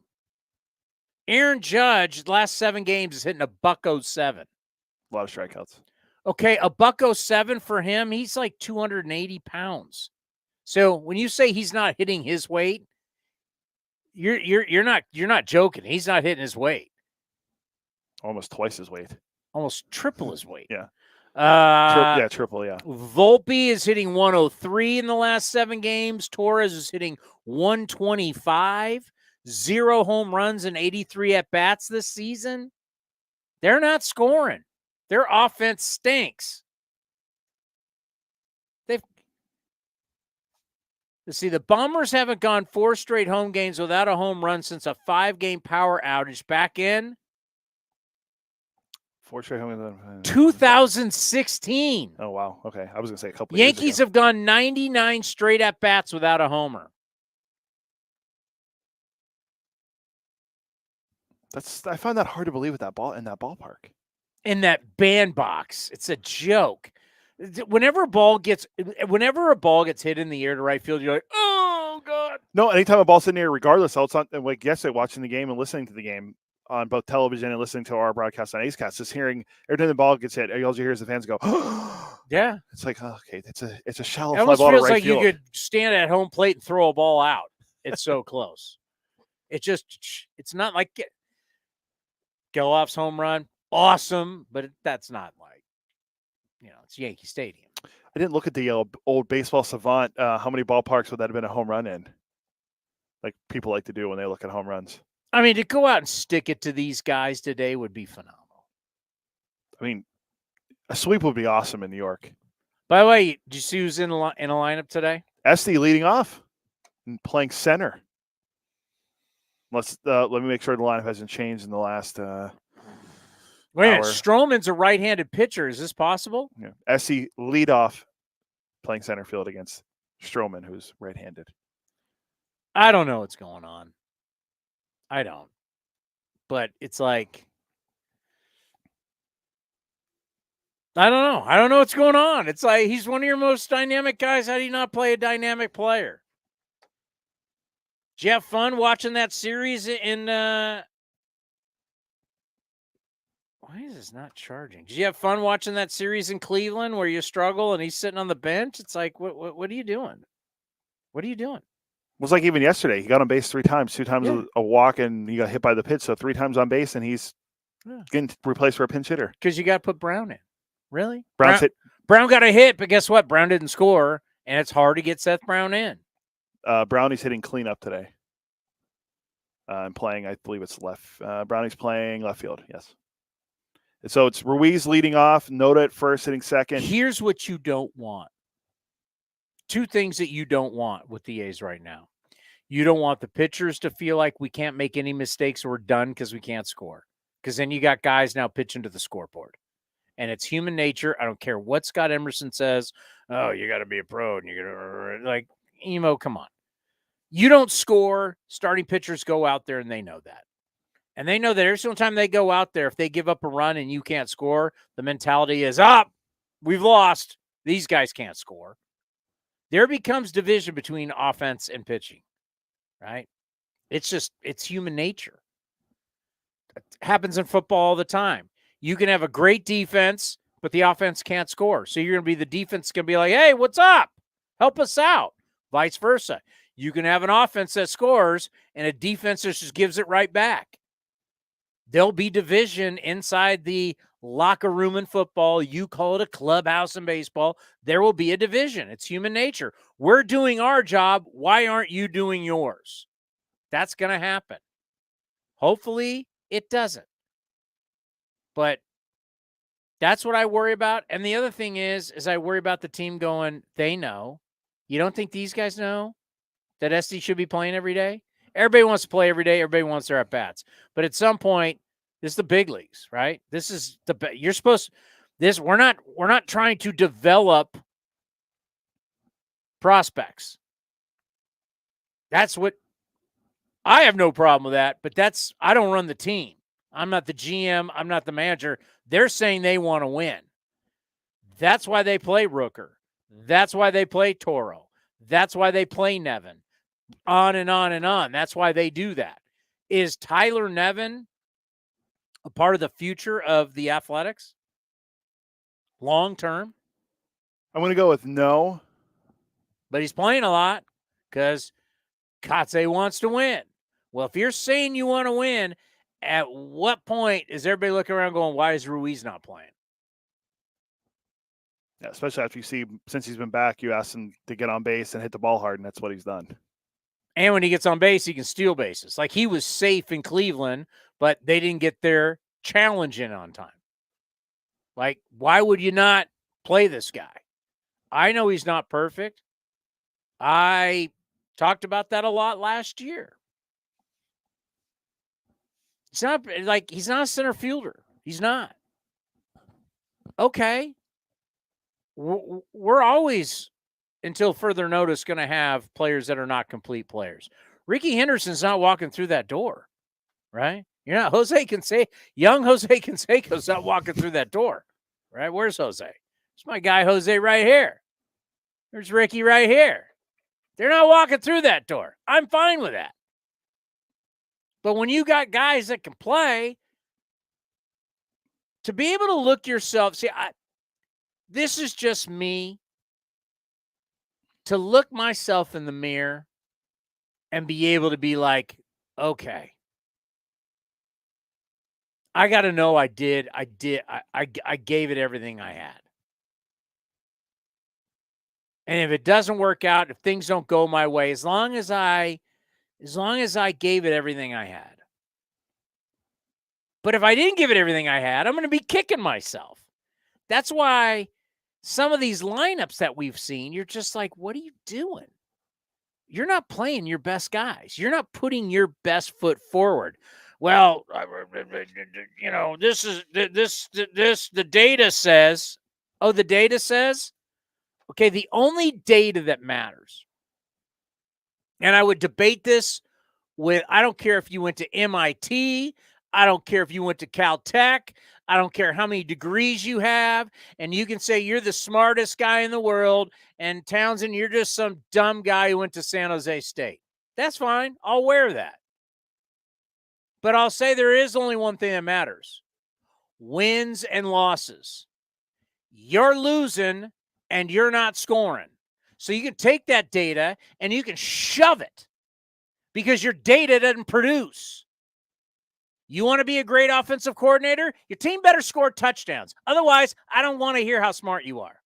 Either your quarterback and your receivers and your line blocks and you score touchdowns, or you're not that brilliant.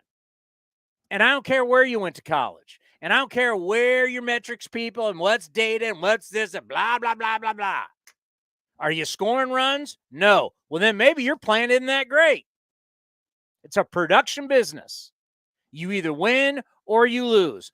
Are you scoring runs or are you not scoring runs? If you keep throwing out a bunch of these lineups that don't score runs, don't tell me how smart you are, because it ain't working.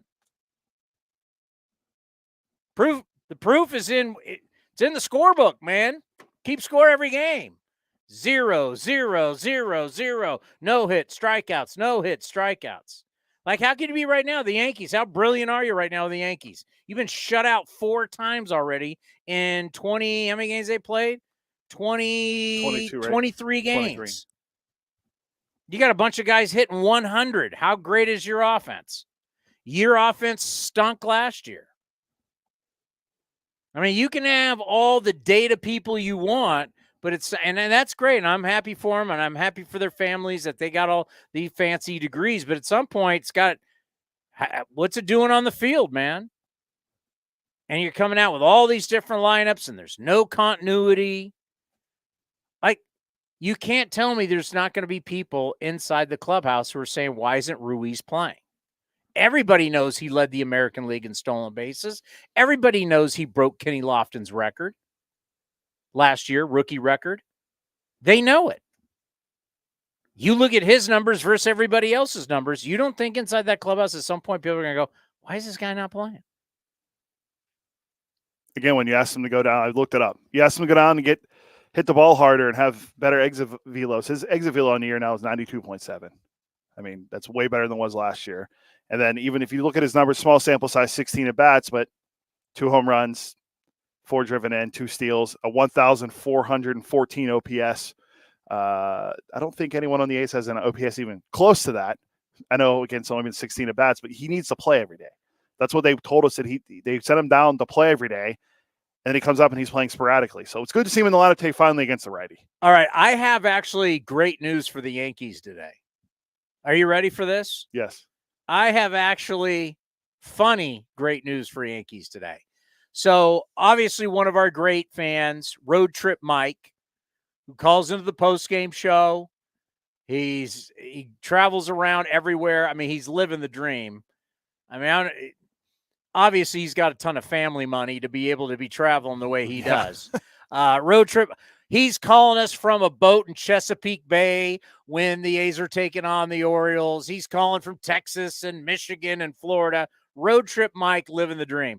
Road Trip Mike has just texted me. He's actually in the seat where the fan was yesterday, right over Aaron Boone's shoulder that helped get Aaron Boone thrown out. We're throwing the Yankees a bone today. Road Trip Mike is going to be right above Aaron Boone, and that fan won't be there. Aaron Boone's not going to. We have an A's fan in the notorious seat where that fan was yesterday that got Aaron Boone thrown out. So he's gonna be the whole game. Can't make it up. He's like, I'm in. He just sent me there. He's like, I'm in the exact seat. Well, maybe hopefully we'll see him. I wonder how many times they'll feature him on the telecast tonight. That'll be interesting. We have Brian ready to go. Yeah. Brian, we're throwing the Yankees a solid. We've put a plant and A's fan right over Aaron Boone's shoulder, so we shouldn't have any problems tonight. I saw that. Yeah, I saw you guys talking about that. That's an expensive seat. But you get access to the Legends Club down there. Apparently, they have lots of good food. I don't know. They don't bring that food up here to us, but so I hope your guy actually does sit there the whole game, because I'd be distracted. You're gonna see him. He just sent me the text. He's in all gold. If you can see that there, he's got the gold. You'll see him. That's Road Trip Mike. He follows the A's he's family money, guys. So when you say that that's an expensive seat, that is not a problem for Road Trip Mike. So he's good for him. I'm happy for him. That's awesome. I understand the narrative that Aaron Boone has been thrown out a lot. I understand that. We when Aaron was with ESPN, we had him on a lot on my old talk shows. We had him in Oakland. I like him a lot. Good dude. I understand he gets thrown out a lot. But yesterday, after he first starts, I mean, he has every right. Guy gets hit. Hey, can we check this? He has every right. Then Hunter Wendelstedt says, hey, enough for you. And he goes, okay. And then you look at the video, and he's looking at his fingernails, chomping on gum, and he gets thrown out. And I like Aaron Boone, so we're fans. And I'm like, you talk about a raw deal. It's just – and then Grafal gets thrown out with the White Sox. Bob Melvin just got thrown out with the Giants. It's like, wait a minute. We got so many guys getting thrown out in our sport. What the hell has got me? What's it like there in New York? What's being said about this ejection? Because to me, it was absolutely ridiculous. Well, this one, I mean, Boone has certainly had plenty where he deserved it. This was one where he was completely right. He gave the guy a thumbs up. He said, okay. Hunter did come after him a little bit strong and said, basically shut it down. And then, Boone said, okay, fine. And then, Hunter obviously with the rabbit ears there, and he heard what the fans said. But and what's funny about it is that when the pool reporter went in there to talk to Hunter Wendelstedt about it, Hunter, I assume, had some time to at least look at his phone and find out what had happened, 3 hours earlier in the game. I don't think he had time to review the whole video, but he should have at least seen a tweet or something about what was going on. And then the pool reporter went in there, and Hunter was still saying that, yeah, I know what Aaron said, but I heard it come from the dugout. And meanwhile, we had all seen, the world had seen it. And then, you've got the breakdowns and the lip reading and all that. So, Boone said he talked to Michael Hill in the MLB office, and he's been told that he's not going to get fined for that one. So it was not a good look. And it's just, we have the cameras, we have the microphones, we hear what's happening on the field. So, I feel like that's a situation where the world was about 3 hours ahead of the umpiring crew on that one. Oh, it's, as soon as it happened, and we were talking about earlier, like JP Sears could have thrown a no-hitter. Some A's player, no one would have known this was going to be the biggest story. And I knew once this thing hits Twitter, X, this is going viral. There's going to be millions who see it. And I just started thinking, NFL coaches never get thrown out. NBA, you got to get 2 technicals. We're throwing out guys at a record rate. I'm like, it's 2024. What are we still doing where we have such quick hook for players making millions, for the guys who run the team? Is there something that we need to rethink? Because other sports don't throw the leads of the team out this fast. I don't know. I feel like there is a certain romanticism to ejecting the umpire. I mean, I grew up watching the great arguments at home plate, and you come out and see the Billy Martins and the Earl Weavers get ejected, and they're shouting in each other's face. I feel like you don't see much of that in the other sports, so maybe baseball is just different in that way. But I certainly think that Boone has earned some of his ejections, and maybe part of it is the reputation that he has. I mean, he is one of the more vocal managers in the game, and that's the situation day game where I think there weren't many people in the seats at first pitch, so you hear everything. And I think the umpiring crew wasn't going to take it, especially in the first batter of the game. And so, but in that situation, look, we all saw the video evidence. It wasn't coming from Boone. Maybe Hunter Wendelstedt thought it had, but I feel like part of that is the reputation Boone's had here. I think, I don't have the number off the top of my head, but it's 35, 36 ejections he's had since being named manager of the Yankees. That's a lot, especially in a day and age where you don't have a lot of those fiery arguments. Replay was supposed to take care of a lot of that. And so Boone is still getting tossed from games. And I think part of that is the umpiring crew may be overly sensitive toward him. Yeah, I agree. The old days, Lou Piniella throwing the bag. Piniella is a great example. Yep. We don't even get that anymore. It's just, you're gone, you're gone. So let me rephrase it. Okay. Do the umpires have too much power and too much of a quick hook for where we are in our sport today? I don't know. I feel like they've certainly got power, but if they don't have the power, who is going to get the power? And so I think that there's certainly are situations where it is warranted to inject a manager or player, and we've seen some of those, but yesterday's not a good example of that, I would say. All right, so the notes, it's funny, the notes come out for baseball and coming from MLB Network, and A week and a half ago, it was like when the Yankees get out to this start, they win the pennant, and all these, they start rolling off all these years, and everybody's excited. And now all of a sudden, there's a struggle. There's a struggle offensively. What's it like at Yankee Stadium today? I think the same. Honestly, you know, this whole homestand, they have struggled to score runs, and they've been able to sneak out a few wins, take advantage of some walks and hit batsmen and errors by the other team. So they've been able to score runs. But if you look at their line score across it, I think they've only scored in 3 innings on this entire homestand. They just happened to put up 5, and I think there was a 3 in there. So they put up some crooked numbers, and they've been able to sneak out some wins. But this is a team that has struggled to hit of late. It has been a grind other than Juan Soto, and Soto took an 0 yesterday. But Judge is not hitting. Gleyber Torres is not hitting. Anthony Rizzo has not been able to hit much. And so a lot of these guys that you came into the season saying, it's going to have to be this guy and this guy and this guy. Really, it's been the Juan Soto offense so far. And when Soto hits, they've been able to win, and without Soto hitting, it's been a struggle for them. And so they need to get some contribution from other guys. And the clear guy they need to get going, this team does, is Aaron Judge. He has not given them much. I know he's got 2 home runs, but it has been a lot of strikeouts, a lot of swing and miss in Judge's game, and it feels like he's almost trying to do too much when he gets up there. And you look, yesterday's a perfect example. Aaron, it's going to be a slider away. There's going to be a lot of sliders away coming until you can prove that you can square one up and barrel it. And so you talk to people around the Yankees, they say, well, Judge is actually pretty close to locking it in. At some point here, he's got to get some results. I know it's April, but I think that 2022 is a good example of a year where he came out of the gate and did struggle in April, and then he turned it on and hit 62 home runs. So he needs to do that again. Otherwise, it's going to be a long summer here.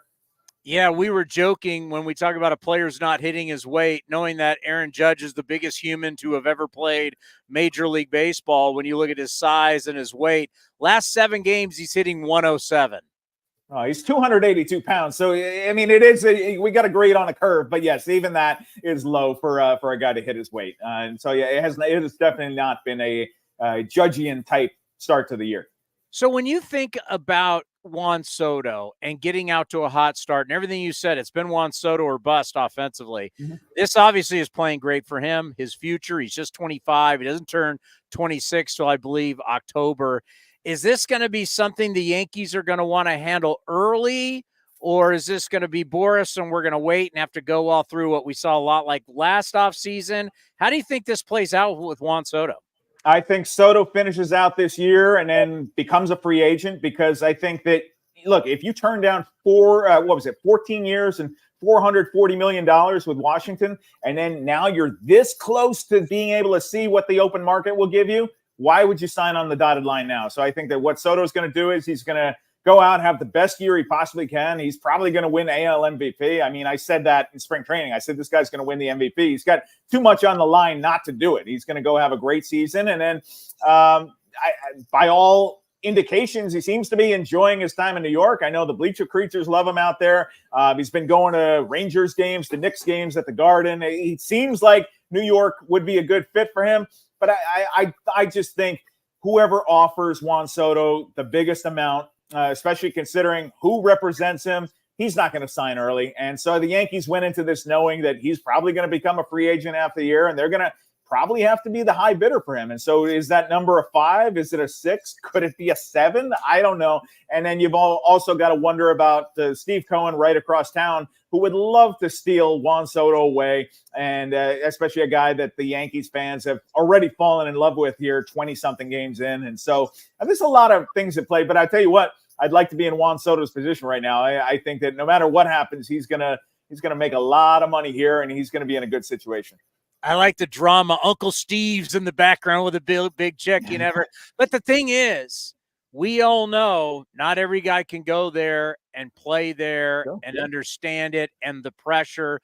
But when you do, you're just not a baseball star. You become a sports star. So it's like when Robinson Cano left for the Pacific Northwest. It's like, what do you do? So it's hard for me to think once you've had that taste, that bite of the apple, that you could end up where, I don't know, pick a team because there's Right, nothing right. like playing for the Yankees. Well, I think there's going to be a very small amount of teams that will pay Soto what he wants. And so, I mean, the Dodgers, do they really have more to spend after what they've done already? So I think Soto's going to stay in New York. It's just going to be Yankees or Mets. And I'm glad you brought up Cano because that's a perfect example. I talked to Robbie when the Yankees were in Mexico City. He's actually playing in the Mexican League now. He's 42 years old. But we talked to him. And he looks great. He looks like Robbie Cano. But I talked to him a little bit about Soto because that's his guy. And so Soto grew up idolizing Robbie Cano, and now it's the other way around where he's cheering for Soto. And he says once Soto gets a taste of New York and what that's like, he's never going to want to leave. And,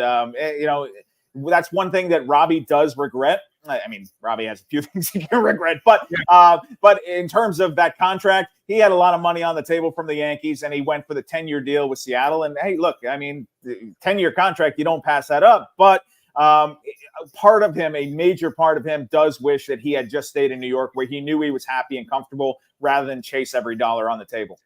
By the way, Ohtani has a parlay on NBA playoffs, so they may have a little extra money for him. We'll just have to wait. Too soon? Is it too No soon? comment.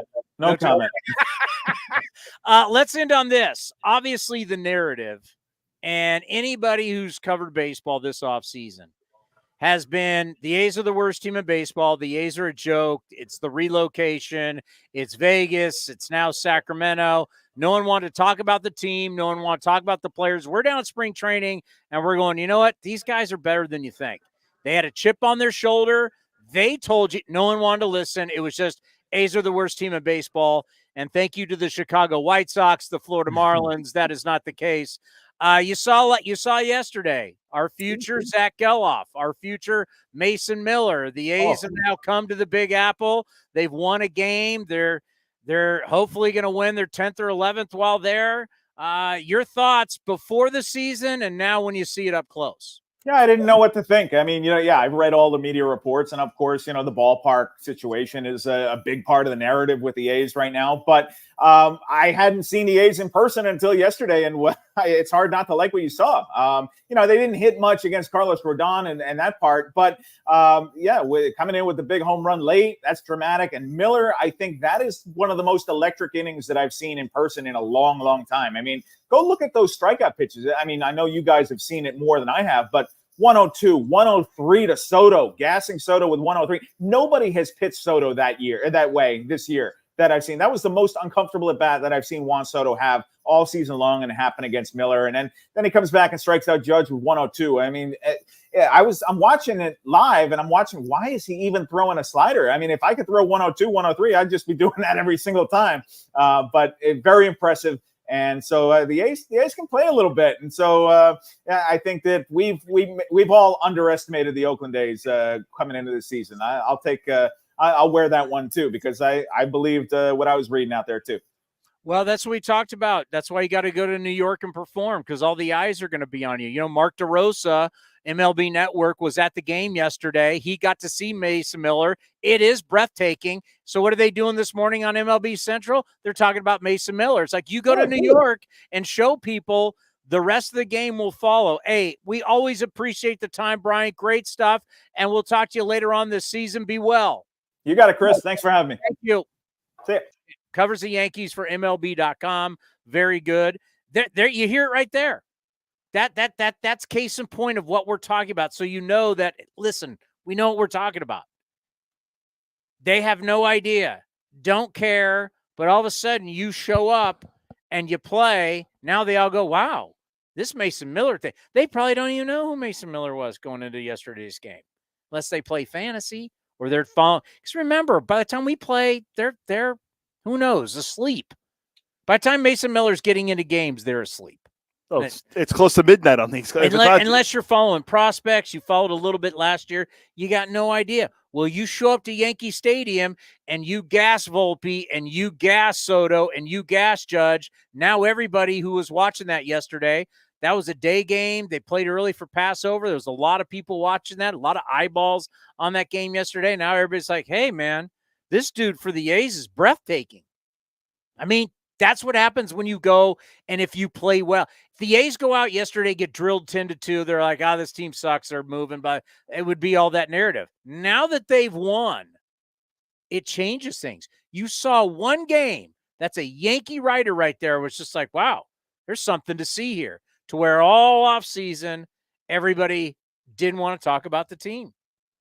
Yeah, it was always about, as you mentioned, the stadium. There was never talk about how young the team is. How is Geloff going to improve going into year 2? Would Ryan Noto take a step?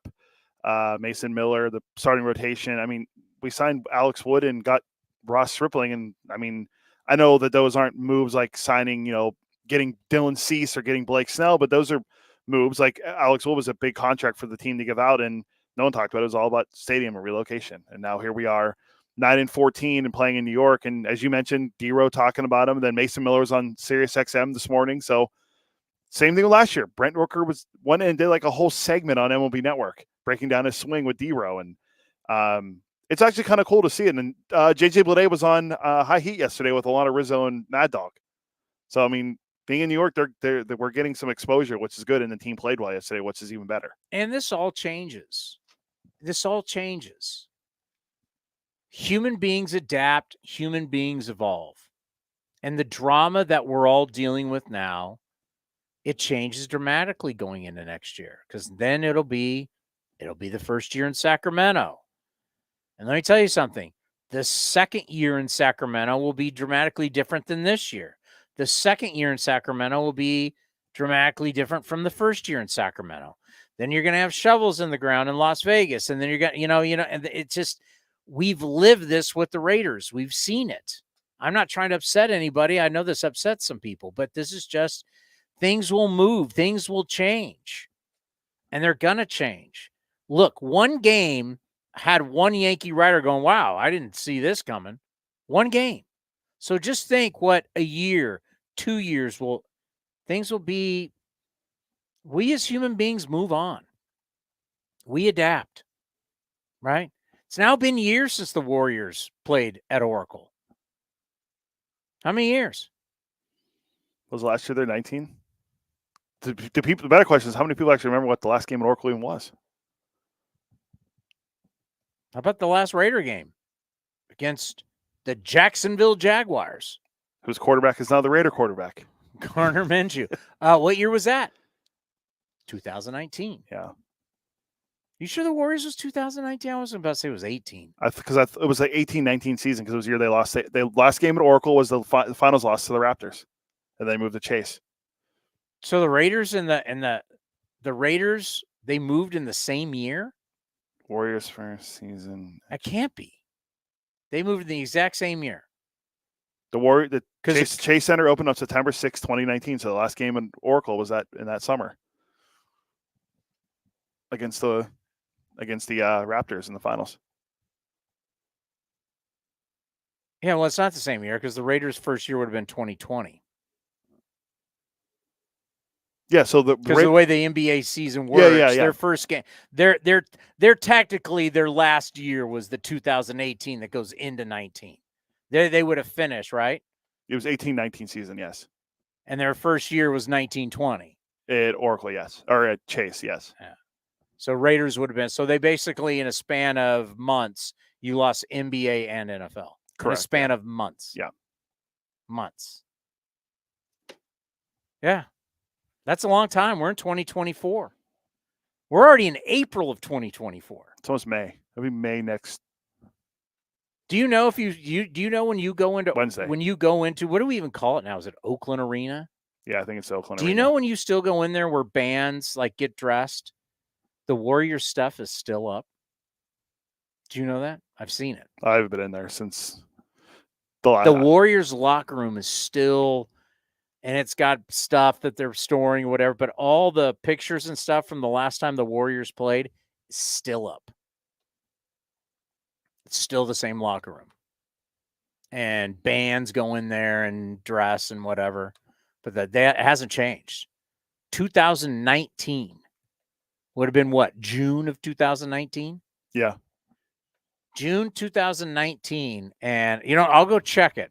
When we hit, find me the last Warrior game of that last, and June, on that date, we'll go down because we can go. I can get us in there. We'll go into the arena and go check and see. Is the Warrior locker room still? I get it where you keep it for like a year, maybe 2 years. How many years are you going to keep it? No, we're on year 5 now, right? Yeah, 5. Yeah. Isn't that crazy how long the Warriors and the Raiders have already been gone? It happens fast because you know what it is? We evolve as people and we move on. We move on. When's the last time the Niners played in San Francisco? Jim Harbaugh. Candlestick. It was a Jim playoff game, right? Harbaugh. It was a playoff game, though. It was the last game there. Jim Harbaugh, who left for Michigan and is now the head coach of the Los Angeles Chargers. Who lives in an RV? With Greg Roman and his own RV. That's such a great story. Jim Harbaugh live in Huntington Beach. Is it Huntington? It's Huntington Beach, yeah. Huntington Beach in an RV is epic. And Greg Roman has like the luxury. Of course, Harbaugh, who's rich, could have any RV he wants. He doesn't have the super fancy RV. Greg Roman has the super fancy. And I love at the end, if you got, what was it on Instagram? Did I send it to you? Yeah. And I love it at the end, they're drinking beers, and Roman goes, we've won a lot of games in California. Yes, they did. At Stanford and with the 49ers, they won a lot of games. I remember interviewing Greg Roman at the Super Bowl against the in New Orleans, offensive coordinator against the Ravens. Funny that years later he became the Ravens offensive coordinator too. Well, think about this. The last time the Niners played in San Francisco, the Chargers, weren't they still in San Diego? Yeah, yes. And now Harbaugh is the head coach of the Los Angeles Chargers? Put your mind all around that. Jim Harbaugh is now the head coach of the Los Angeles Chargers. He used to be the head coach of the Niners. The last time he was he was the head coach of Michigan, his alma mater. The last time he was the head coach of the Niners, both the Raiders were in Oakland and the Chargers were in San Diego and the Warriors were in Oakland. The last time Harbaugh was the head coach of the San Francisco 49ers. And everybody, it's like, I mean, remember everybody bitching about the Niners moving to Santa Clara? I mean, we hate. I mean, people hate movement. They hate. But last time Harbaugh was the head coach of the San Francisco 49ers at Candlestick Park, the Rams were still in St. Louis. The Chargers were still in San Diego. The Raiders were still in Oakland, and the Warriors were still in Oakland. Is anybody in the same city? No. And neither are the Niners. That's how many teams that I just named the last time Jim Harbaugh was the head coach of the 49ers? 4? Which doesn't, no. 5? 5. Oh, because I forgot what the war. The A's will make it 6. Wasn't that long ago that Jim Harbaugh was the head coach of the 49ers at Candlestick Park. Wasn't that long ago. And the timeline of mankind, it wasn't that long ago.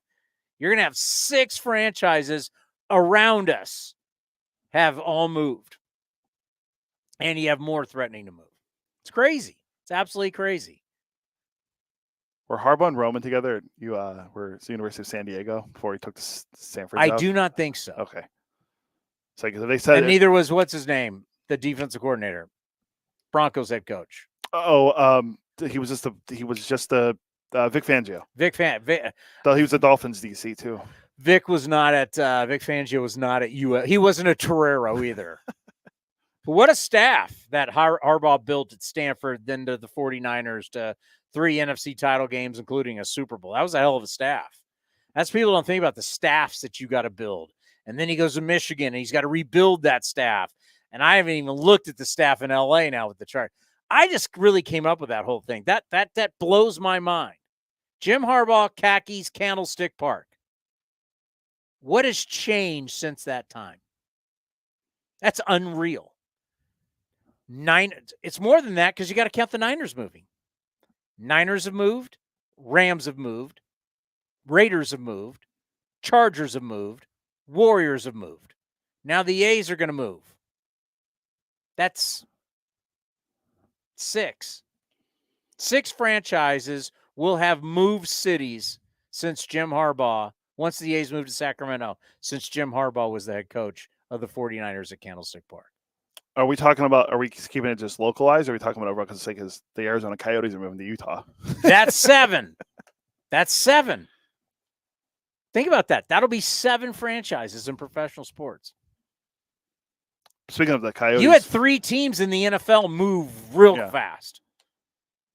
McAfee had the owner of the Jazz on, now the owner of the new hockey team. They're going to that was kind of interesting. They're going to do discover the team mascot name through a bracket. They're doing like a bracket challenge kind of thing. I saw this kid at the AT&T down at Pebble Beach.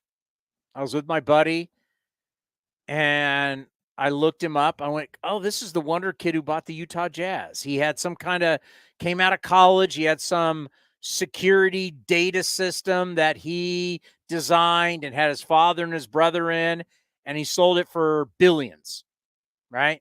So all of a sudden, he's a young billionaire, grew up a Jazz fan, bought the Utah Jazz and the properties and the stuff that the Utah Jazz owned, and he's in his 40s. Yeah.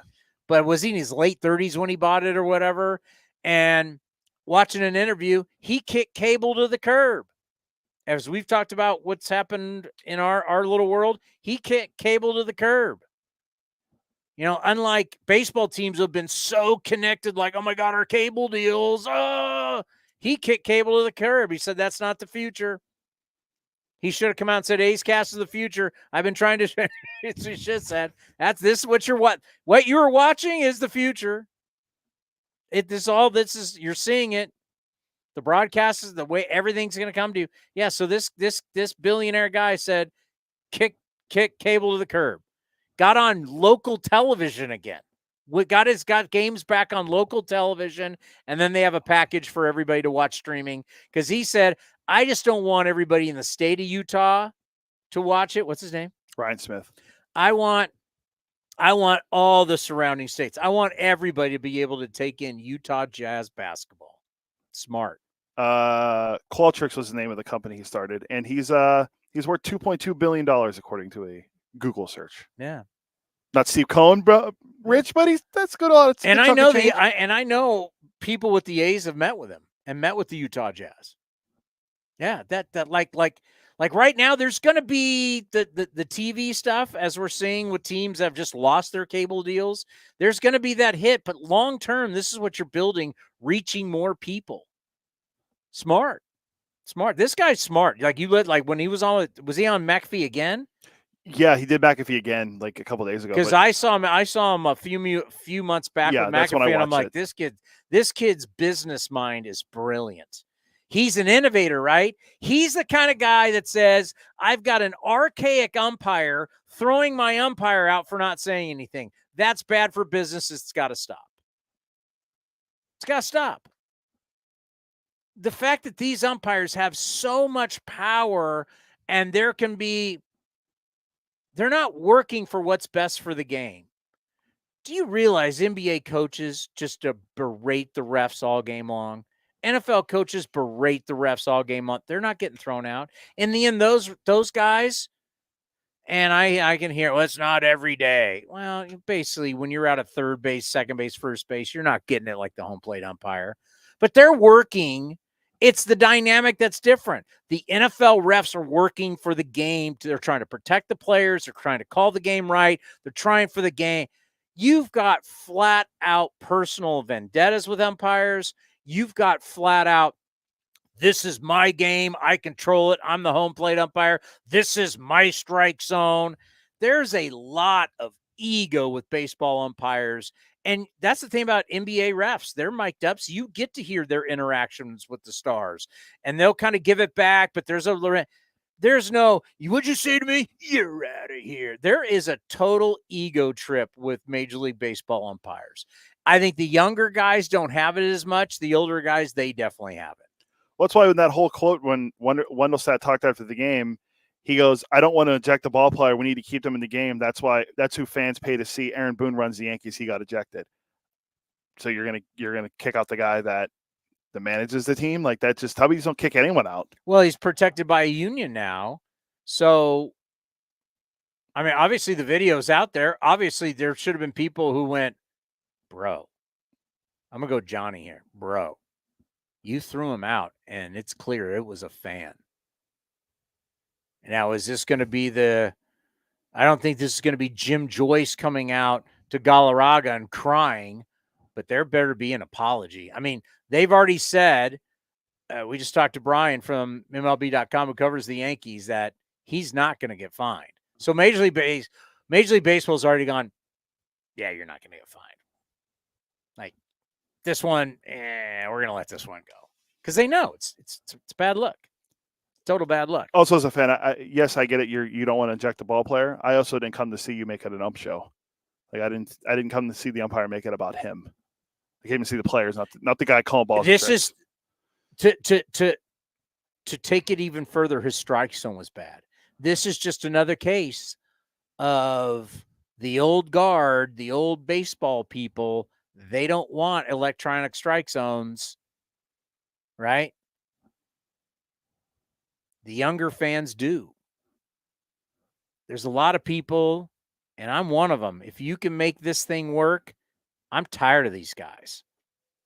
And Mark DeRosa made a really, really, really good point when saying that the younger players are so driven by data.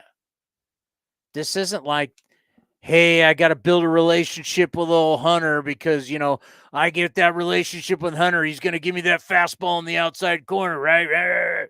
No. Strike's a strike, ball's a ball. This is what, the younger players are like, hey, Jack, call it right. Get it right. We've got to get it right. We're being judged on numbers. We're being judged on data. You got to get it right. And I'm not sitting here to kiss your ass at home plate. Whether that's great business or not, that's what the younger players are coming up like. They're killers. And this old guard, if I run the game, it's my show. It's my game. I'm the umpire. Like, no one wants to get that out of here. No one wants to see that. So, back to the electronic umpire, the UBS system. You keep throwing guys out. Keep throwing them out. Keep throwing them out. We're throwing 12. We're 22 games in most teams, 23 games in most teams, and we've already had 12 managers thrown out already. I was going to ask you, can you guess who leads each league? No. Well, Boone leads the American League with 2. Okay, nationally. Robert Melvin, he's been to tie. Robert Melvin? And they're both friends of ours. So Melvin's 1. National League. Yep. Friend of ours. They'll be in town soon. Shelty? Shelty's been thrown out twice? Him and Melvin both twice. Wow. Coming up next, we're going to do the MLB Network, right? Oh, D-Row, yeah. D-Row breaking down Mason Miller. National love for Mason Miller. He's breathtaking. He is.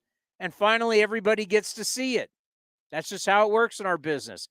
You go to New York, everybody gets to see it. Or do you have it? Do you have audio or video? We have the audio next, right here on A's Cast Live. Whether it's a midweek trip to the ballpark to catch a game or a weekend of baseball for the family, grab your tickets for an A's game this season. Secure your seats today for all the biggest matchups, fireworks, drone shows, giveaways, and more. Don't miss out on all the things happening this season. Rose and Seth. It's a drive into center. It's deep, and Straw is back at the track. He will turn and watch it fly. So grab yours now at athletics.com/tickets. That's athletics.com/tickets. Where does one community end and the next begin? Across the railroad tracks? On the other side of the river? Is it between the east side and the west side? At Comerica Bank, we believe it's all one community, and we're all part of it. That's why Comerica has invested over $20 million for affordable housing, financial education, and workforce development in lower-income communities. Because when we raise expectations for everyone, we all rise. Member FDIC, Equal Opportunity Lender. With an advanced network, cybersecurity solutions, and trusted partnership, Comcast Business powers more businesses than anyone. Comcast Business, powering possibilities.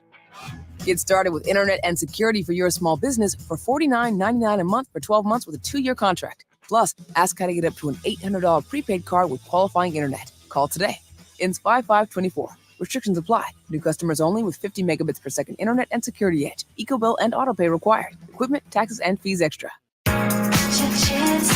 This is the place where you can dance like nobody's watching. Win like nobody's business. and get away like you mean it. So what are you waiting for? Come join the party. Take that evening out and make it a night you'll never forget. This kind of action can't be beat. This is Chris Townsend. There are two things that are a must for me: comfort and style. Whether I'm playing golf, going to dinner, I've got to have the right feel. That's why I partnered with Linksole, and you're going to love Linksole. They have just released their new spring line, new fabrics for their polos, lightweight and perfect for technical performance. Linksole also has new styles for their layers and hoodies with cool prints and seasonal colors. You know what they say in the big leagues: look good, play good. Go to linksole.com. That's linksole.com. You deserve extra. Extra Mile is where you get it. You don't just deserve breakfast. You deserve extra fresh Mile 1 coffee just the way you like it. You deserve more than a quick bite. You deserve an extra satisfying array of hot foods, extra good snacks, and fountain drinks that help you go the extra mile. Plus, with Extra Mile rewards, you can earn free stuff. Visit Extra Mile at select Chevron and Texaco locations. See program terms and conditions for details. With the sunshine returning, it's time for golf, and more golf at Cinnabar Hills Golf Club. Cinnabar Hills is also your destination for great food with their beautiful renovated restaurant and quality craft beer selection at their full bar. Featuring a grass driving range and 27 championship caliber holes, Cinnabar Hills Golf Club is the best public course in the Bay Area. For more information, go to cinnabarhills.com. That's cinnabarhills.com. If you're looking for a new mattress, Nest Bedding has you covered. Sleep on the same mattress Hall of Famer Ricky Henderson sleeps on. Nest Bedding is the #1 brand of online mattresses and the Bay Area's favorite mattress store. Take home the Easy Breather pillow. The New York Times calls it their #1 pick. You can navigate their easy-to-use website, nestbedding.com. That's nestbedding.com. Green and gold fans, use the coupon code Oakland and you'll get 10% off your entire order. Nest Bedding. Love where you sleep. If you're looking for a great place to eat and watch games, go see our friends at the Chicken Pie Shop of Walnut Creek. The Chicken Pie Shop is one of the hottest restaurants in Walnut Creek. You're not going to find a better menu, and come try the world-famous chicken pie that has been served in Southern California for 86 years. Spacious indoor and outdoor dining, perfect for your next private party or corporate event. Don't forget free parking. For more information, go to chickenpieshopwc.com. That's chickenpieshopwc.com. And the underdogs, Oakland Athletics, win their first championship since they were in Philadelphia in 1930. Hi, I'm Raleigh Fingers, Hall of Famer, 3-time World Series champion with the Oakland A's and World Series MVP. Winning takes teamwork, skill, and heart. So when you need an ace for a personal injury lawyer that will win you the game, go with the winning team. Call Venardi Zerata at 833-VZ for me, or go to vzlawfirm.com. Venardi Serrata, the official injury law firm of the Oakland A's. Like sports, business is about winning. Championship decisions are business decisions based on what it takes to help your company win. And that's why there's UBO Business Services, specializing in helping you win every day by streamlining workflows, managing documents, and providing the best-in-class office technology.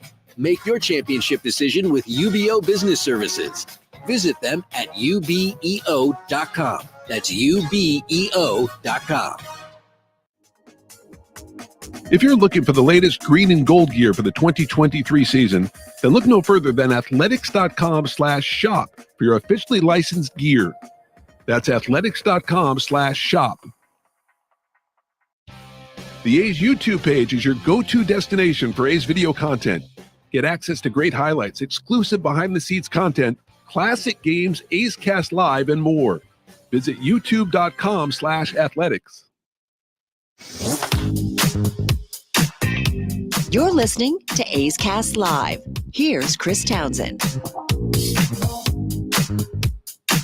Oh, I see the May the 4th.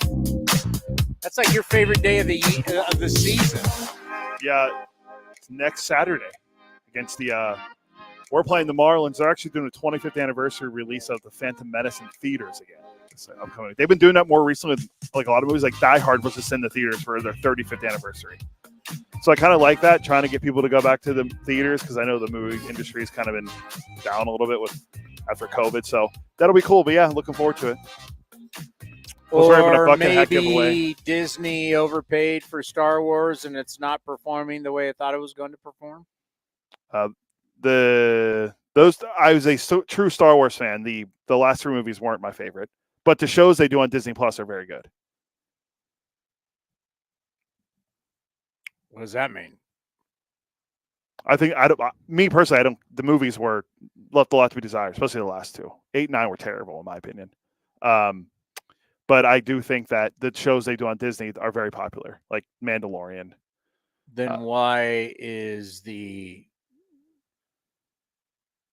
underperforming? Oh, I can't speak to that. I don't have the data. Well, stockholders do. Disney stock was way down. They're not happy. You can't be blaming just Star Wars on all that, though. It was a $5 billion purchase or something like that. Yeah, there's the whole Star Wars thing isn't performing like they thought it would. I wouldn't say it's aging out or anything, but I don't know. Maybe people aren't buying into the content anymore. I don't know. I still enjoy it. But you're 35. Yeah, I'm not there. I'm not really the demographic. Like, who is their demographic now? They're like my generation that actually grew up with what would they be? 4, 5, 6? Correct, yes. Right? But we thought that was the original Star Wars. And when was the first Star Wars? I was super young. 1977. Yeah, 1977. So if you were an adult in 77. It's a long time ago. Long time ago. I hate to tell you. 47 years ago. It's like all the time when I hate to be Debbie Downer when you bring up the attendance of, the attendance in 91 and 90, like, Have you noticed that people bring up attendance of years when they weren't even alive, or when they were alive, they were babies?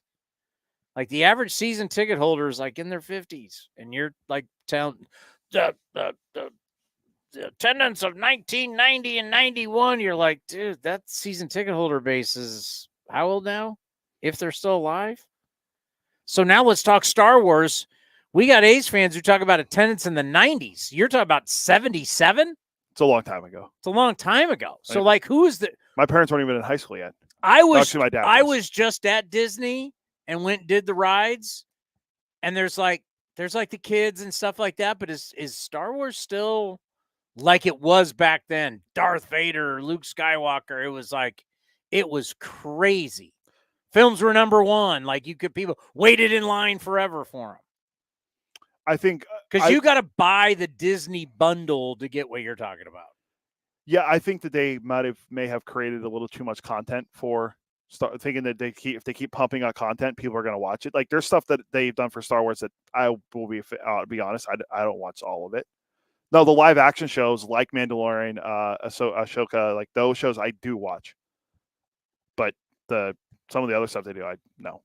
All I know from what I read, and I believe everything I read on the internet, as you know,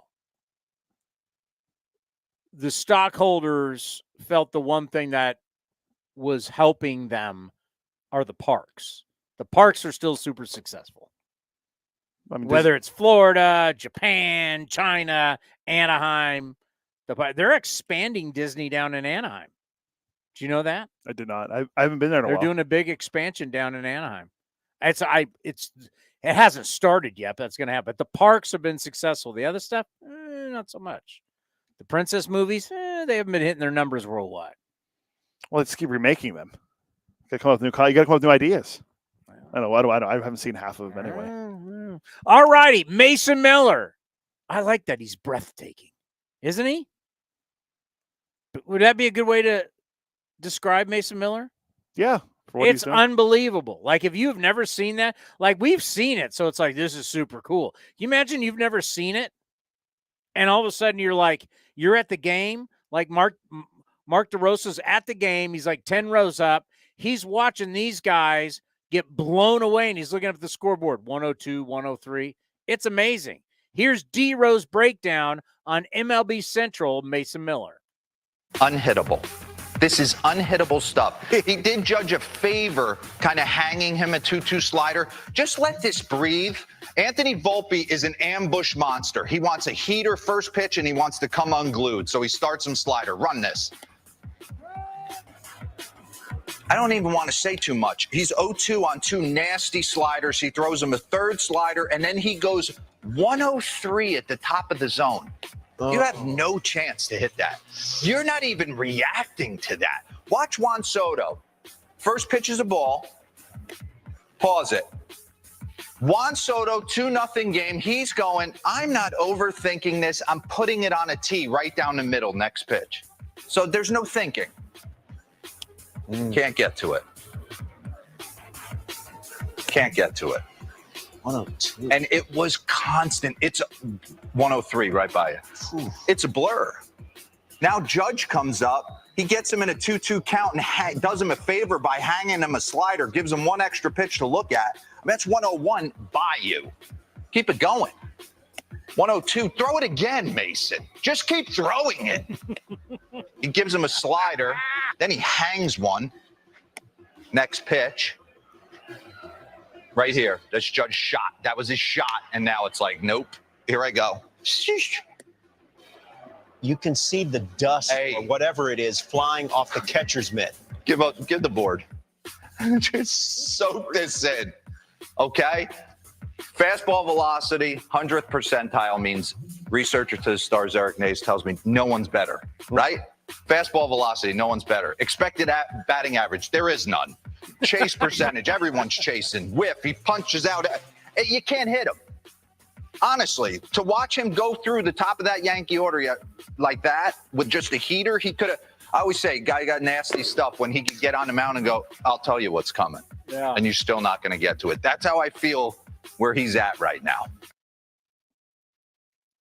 I mean, first of all, it's great watching. The video is really good, too. I mean, they use highlights, obviously. Well, he's excited about an A. Yes. Right? Everybody just literally, I mean, Mason Miller, we knew, is this guy. He was there at spring training. He was there at spring training. And nobody wanted to talk about him. Nobody wanted to talk about any of these players. Nobody gave any of these players any type of chance of winning any games. They're going to be the worst team in baseball. The story of relocation is bigger than the players. That's what they said. So we're not going to cover the team. And all of a sudden, now the team's won some games. Once again, if you take out the record against Cleveland, they're 500. I mean, what if they win today? What if they win this series? Now everybody's like, damn. I mean, they play this dance with 500 for a long time. They're going to be an interesting team. Tell you what, there was some great stuff today about the Baltimore Orioles and about how the Baltimore Orioles have been built. And it's not all on top draft picks. They've done well in the second round, the third round, the fourth round. They've just been smart. And they don't take high school kids.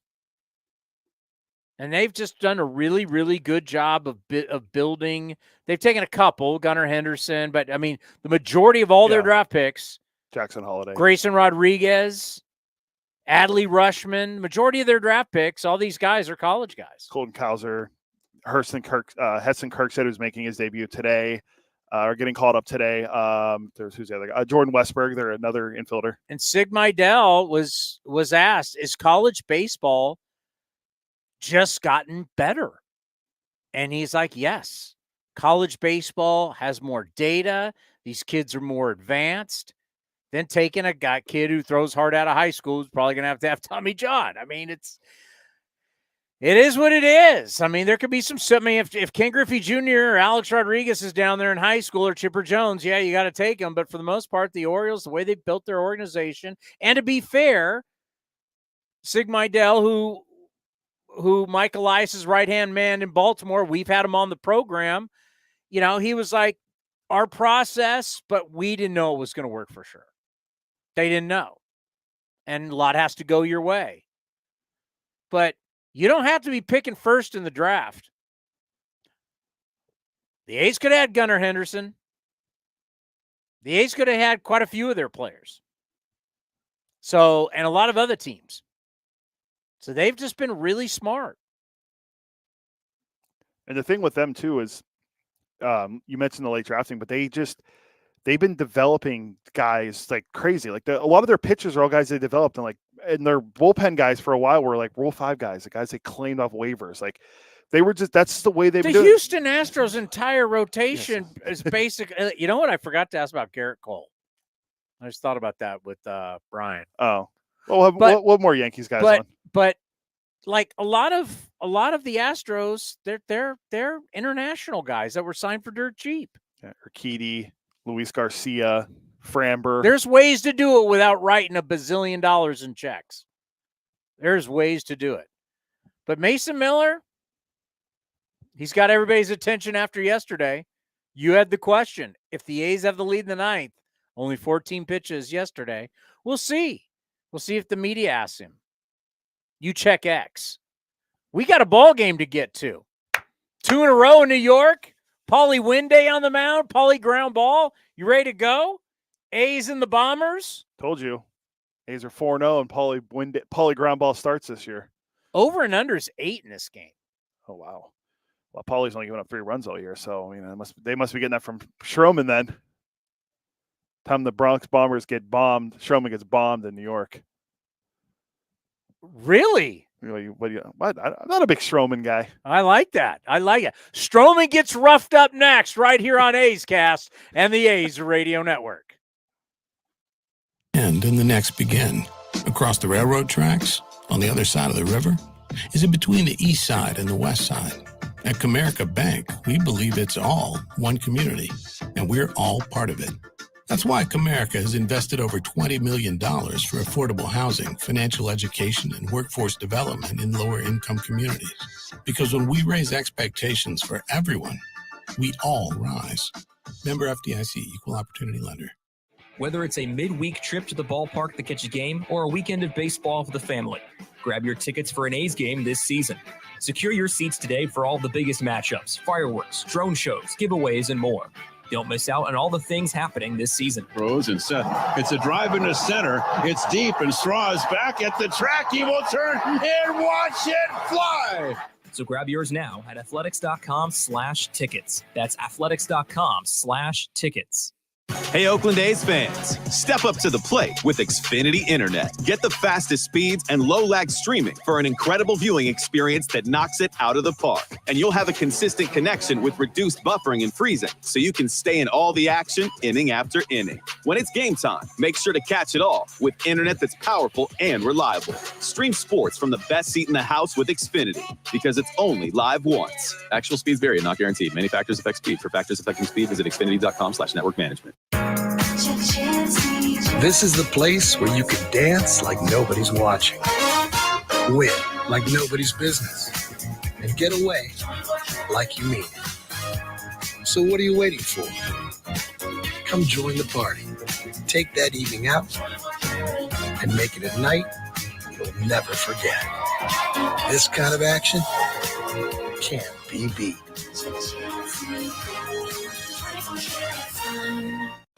This is Chris Townsend. I'm proud to announce our year 2 partnership with Link Soul. They've changed my wardrobe, and they can do the same for you. And right now, their spring collection is fabulous. Natural fabrics and versatile styles, perfect for this time of the year. And they want to introduce their performance line for golf, premium for on-course apparel, design, and to keep you cool and dry. Check it all out, linksoul.com. That's linksoul.com. Remember, look good, play good.